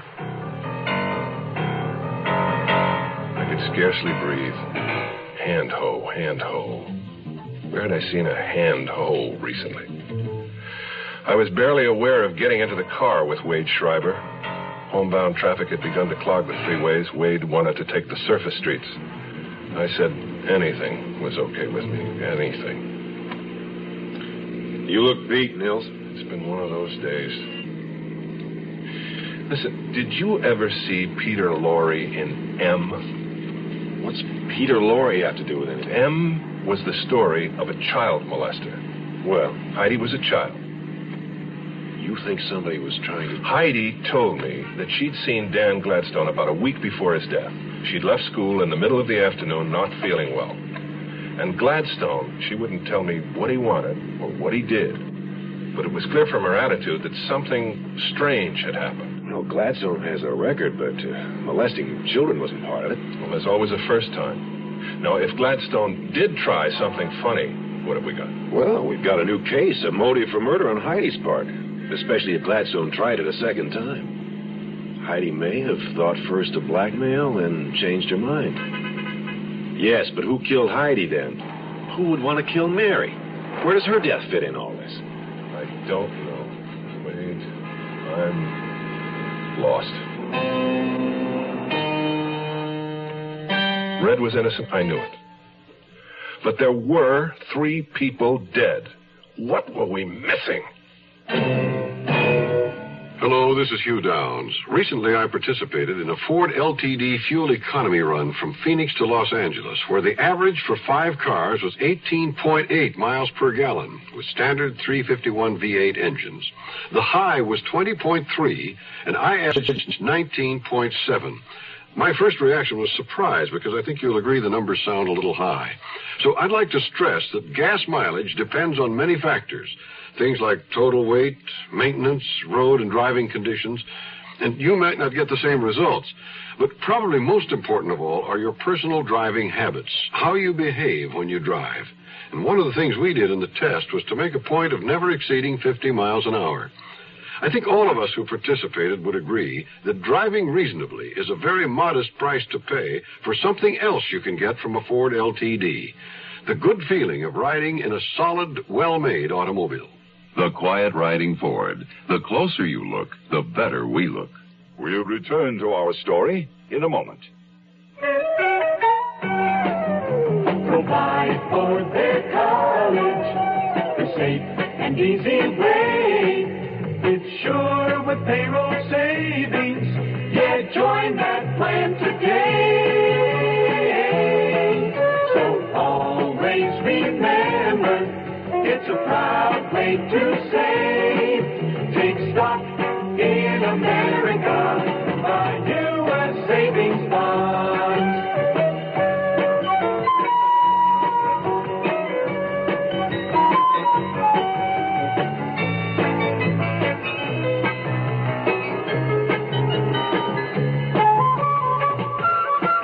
So always remember, it's a proud way to save. Take stock in America.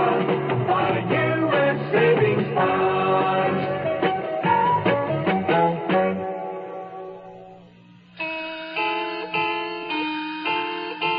Heidi Ruth Ellis, age 14 years, 1 month, and 6 days, was buried in Hollywood's Robindale Cemetery on Thursday, the 7th of June at 11:15 in the morning. It had begun to drizzle shortly before 9, but the cemetery officials had prudently erected a canvas canopy over the small open grave during the night, and both the ground and the mourners remained dry. I recognized the pallbearers, Bobby Leeds and Renee Ortiz, solemn, still not speaking. Fred Hayworth in an ancient black suit and pearl gray cowboy hat. Preston Andrade, the only man beside Wade Schreiber who wept openly, and Phil Waters. Surprisingly, only 2 women were present, Boom Boom Hayworth looking like an ill gypsy, and a stout, pleasant-faced lady in a hooded raincoat who reminded me vaguely of Mary. As the young priest's comfortless voice droned on, I became aware that Wade Schreiber had left my side. I eased backward onto the wet grass and ascended the slope to join him.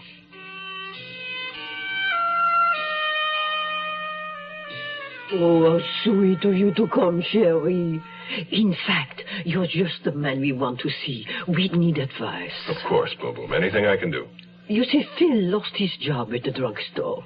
So I thought, Sherry, with all the musicians this studio needs, perhaps you could put in a good word, no? Oh, Why don't you have him come out to the studio? I'll send him to Derek Kirk, the head of music. Oh, fine. This afternoon, Phil can drive us. All right. This afternoon. Say 5 o'clock? We'll be there. Merci bien, chérie. Wait. Who is that lady just getting into her car? The one who stood with you at the services? The lady... Oh, that is Miss Tufeld, Etta. Is she a neighbor? I don't believe I've... No. She's the nurse, the school nurse. Miss Etta Tufeld. Lovely. Au revoir, chérie. Au revoir. It was past 2 by the time I got to the studio. To fulfill the obligation to Phil and Boom Boom, I made a call to the music department, and I set up the appointment. Then I just went out, and I walked a lot. Mr. Blixen? Niels? Oh, hello, Tibbet. Thanks again for your good work on those comic books. Yeah, well, I sure hope it helps you. Well, say, you produce mysteries. Surely you have an idea who done it. I don't mean to be frivolous. As a matter of fact, Tibbet, I have the oddest feeling I've known the answer all along, that someone told it to me, but I couldn't translate it. As though you sort of peeked at the back of the book, and then there was the solution. Only you had to read the whole thing to be sure. Yeah, exactly. Yes. Someone said something, or did something, and it was all wrong. But I can't remember the circumstances. Well, perhaps you're trying too hard. Probably. What were we just talking about, the funeral? Uh-huh. What does the word funeral suggest to you? Hillsides. And hillsides? It was as though a camera shutter had clicked in my mind. There was the hill and the headstones, and Schreiber under his wide black umbrella. And down the hill, dry beneath a canvas canopy, were Boom Boom and Miss Tufeld and the priest. Let's see. Phil and Andrade, Hayworth and Renee, and there was Bobby.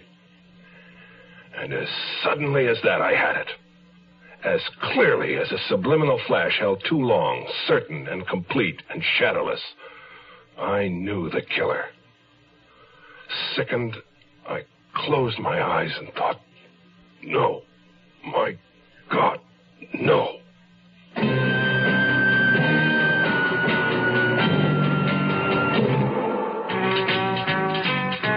Just when you need it more than ever, you can find it more places than ever. That's Quaker State Motor Oil. Why do you need it more? Because if you're using your car less, that engine just isn't getting the exercise it needs. But Quaker State's quality protection is tailor-made to handle deposits that build up in an underworked engine. Now that you need it more, it's available more places. Nice to know. Quaker State your car to keep it running young.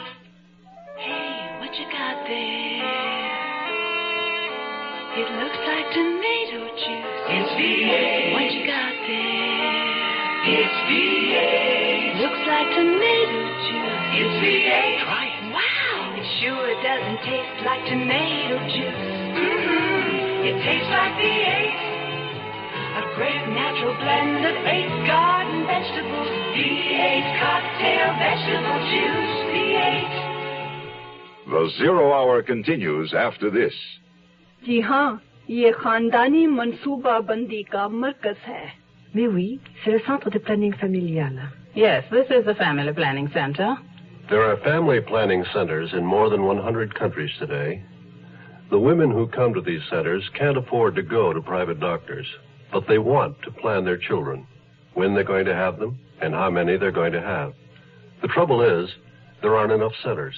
Just in the United States, there are nearly 5 million women who have no way of getting modern family planning help. And that's nothing compared with the world problem. Some countries don't have enough family planning centers. Some don't have any at all. This year, again, many women will have babies not because they want to, but because they have no choice. Sad for them. Sad for the world. With family planning help, these women, too, will have babies only when they choose. So that all the people of the world may have this freedom of choice, support Planned Parenthood.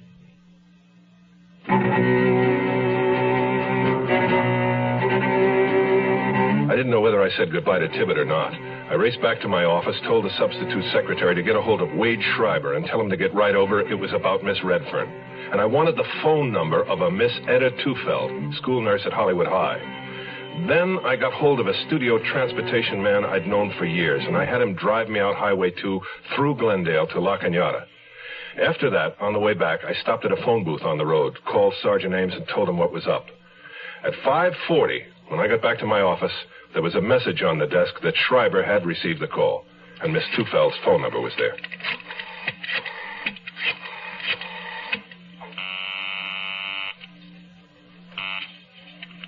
Hello? Miss Tufeld, this is Nils Frederick Blixen. You probably don't know my name. Oh, indeed I do, Mr. Blixen. You were at the cemetery today. Mrs. Hayworth pointed you out to me. Miss Tufeld, I need some information about Heidi Ellis's movements last May 15th. Now, that was a school day, a Tuesday. Heidi told me she'd reported sick to you and that you'd sent her home. Tuesday, yes. Yes, I remember. I certainly did send her home. At about what time? Do you recall? Yes. That would have been about 1:30. I thanked her. I made one more phone call to a drugstore. I asked one more question and hung up. And then just sat there, idly moving a herd of ceramic hippos around my desk. Then I involuntarily got up, walked to the door, and opened it. In my outer office, Boom and Fred, still in their funeral finery, were on the couch reading the trade papers while their nephew Phil stood braced sadly against the hall jamb like an abandoned dress dummy. They had come by to report on Phil's job interview with the music department. I invited them in and scrounged up soft drinks without ice. Mon chéri, you are fidgety. Why is this? Miss Redfern's going to be released. She's innocent. Oh, the police suspect someone else then? They do now. Of which murder? Of all three. The same person committed all three. And you know who it is? I know. You see, the thing that threw everybody off was that Gladstone was killed first. That was a mistake. Heidi was the threat. Sherry, the little girl. Think back to the 15th of May. Heidi got sick, came home from school. Nobody was home, right? Then Heidi said Dan Gladstone came by. But she didn't tell anyone about a third person who was at the house that afternoon, a child molester. No. Gladstone was in the back somewhere, probably near the garage. He may have heard Heidi call out. In any event, he came around front and possibly saw what was going on. It's a sure thing the molester saw him and ran. Heidi knew the man? She knew him. And she knew how to make him bleed. She'd seen the effect of one anonymous letter on Red and Gladstone, so she decided to send another. She cut out an article about a fictional child molester called M and mailed it. When the man got the letter, he assumed Gladstone had sent it. It wasn't hard to get Gladstone up on the hill and kill him. Just leave a message with his landlady that Red wanted to meet him in their favorite spot, something like that. And then a gun, one shot, and M was safe. Except a day later, another anonymous letter arrived. And this one asked for $300 a month for life. And he knew it was Heidi he had to kill. He called her. He probably told her he wanted to discuss terms. She unlocked the door and she let him in. Oh, but to kill her with an axe? Oh, no, he didn't. He probably used a pair of pruning shears or a small handhold, like the one you were using in the roses, Boom Boom. But Dan Gladstone must have seen the other car when he goes up to Ruby Drive. Didn't he notice? It was the kind of a car that no one ever suspects. Driven by someone everybody talks to and nobody notices.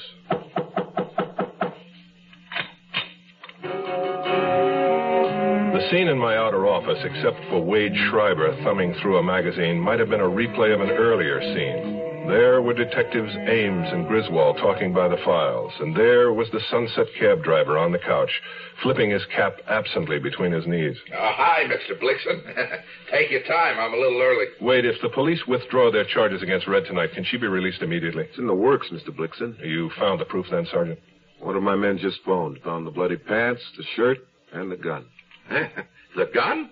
You found the gun that killed Gladstone? Yep, and Mary McGrath. Oh? Where? In your garage. And Firestone tires on your cab. Hey, what is this, a joke? All Sunset cabs use Firestones. You're under arrest, Mr. Bartholomew. You have the right to remain silent and the right to consult an attorney. If you... Hey, wait a minute. What is this, some kind of gag? Tell him it's a gag, Mr. Blixen. It's no gag, Jack. I drove out to Glendale this afternoon, up Highway 2 to Montrose, and I found the Japanese nursery you used to work in. The owner told me you went to jail for a year for child molesting. That's why you lost your job there. On Tuesday, May 15th, you answered a call for a cab at Hollywood High, placed by the school nurse. It's on the record. You drove Heidi Ellis home, you walked her to the house, and you attacked her. The next time you saw Heidi, you killed her, last Monday at around 6 o'clock. They'll probably find the shears or whatever you used stuck away in your gardening equipment. 6 o'clock? Mr. Blixen, you're my witness. I was here at 6 to pick you up. No. You got to the studio at 6:15, Jack. Baloney. I got here at 6. 6:15. At 6 o'clock, it hadn't started raining yet. I know it. And that's why I'm sure I'm in the clear. Remember when the cat ran under your car? That's what really started unwinding this thing for me. I went to a funeral this morning, and a canopy over the grave had kept the ground dry. Your cab should have kept your parking place dry, but it was wet. You got there after the rain had started, after 6:15. You killed Dan Gladstone when you thought he was blackmailing you about the attack on Heidi. Then you had to kill Heidi when you discovered it was she, not Dan, who had sent the letter. And to cover it all up, you had to kill Mary McGrath.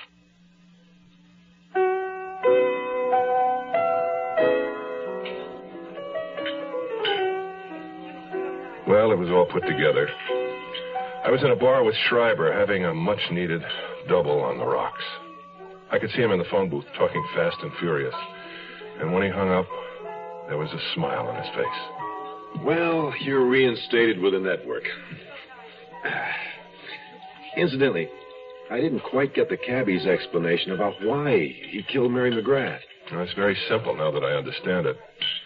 He had just killed Heidi, and he needed an alibi, so he enlisted Mary's help. He told her Heidi was in the cab, waiting, some kind of surprise for her grandfather. And it would help if Mary would tell Ellis she just phoned when he came into the office. He knew he'd have to kill Mary later. The problem was, when Ellis told Mary to call Heidi back, Mary played that pretty well, keeping him from talking. She made one mistake. I should have caught it then. She tapped the receiver bar several times, supposedly to attract Heidi's attention. And that's a mistake?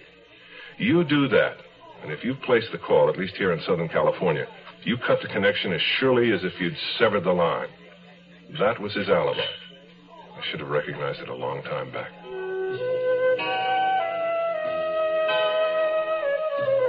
Joanna Redfern was released from custody the 8th of June. She was back to work 3 days later. The studio calmed down, and so did I, except for one thing. When Red came sweeping into my office, as usual, she knocked over an ashtray and she bumped her knee on the sofa.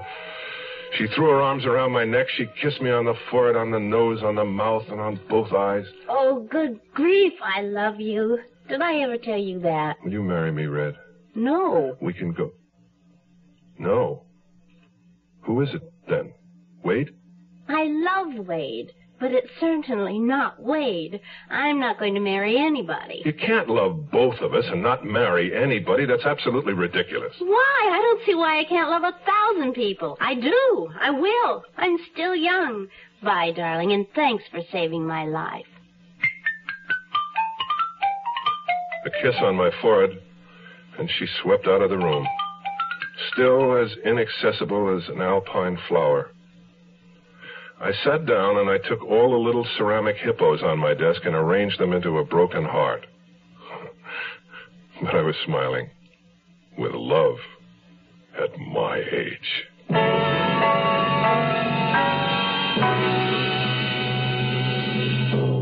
You are listening to Mutual's presentation of The Zero Hour.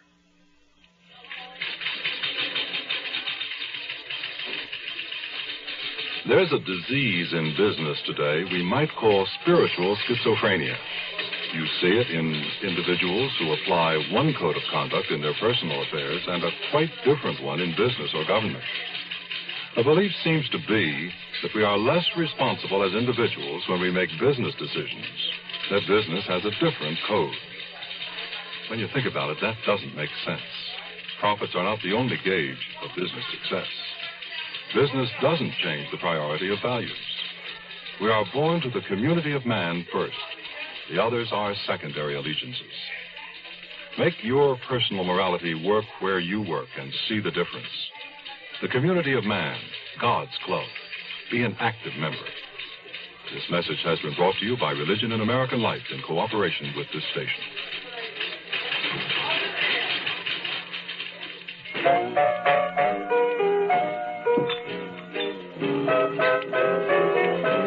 Sometimes a 24-hour pass can pass very slowly. Very, very slowly indeed. With no place to go, nothing much to do. The answer for millions of servicemen and women around the world has been the USO. For over 30 years, a place to come in, read, write letters home, listen to music, dance, have a hamburger and a shake. Most of all, a place to feel welcome. But there might not always be a USO, even though there are still 2 million servicemen and women who need it more than ever. There might not be a USO because there's not enough money to go around. USO gets no government funds. It depends entirely on your gifts to the United Fund, Community Chest, or local USO campaign. So please give. Our work isn't done. That concludes this week's production of The Zero Hour. Charles Larson's Someone's Death. Next week, we'll begin another exciting dramatization of a tale of mystery and suspense. We'll tell our story in 5 days, at the same time Monday through Friday. So on Monday, rest your eyes and listen here to The Zero Hour. Today's episode brought to you in part by Ford Motor Company, Quaker State Motor Oil, and V8 Juice. This is The Zero Hour on Mutual Radio.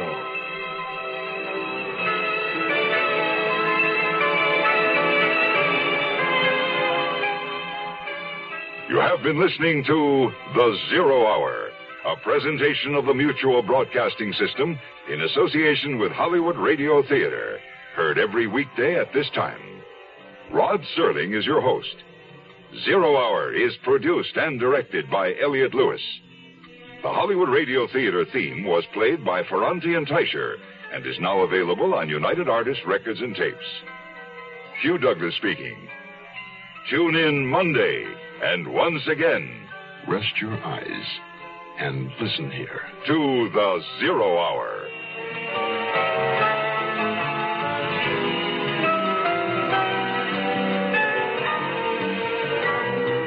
This is the Mutual Broadcasting System.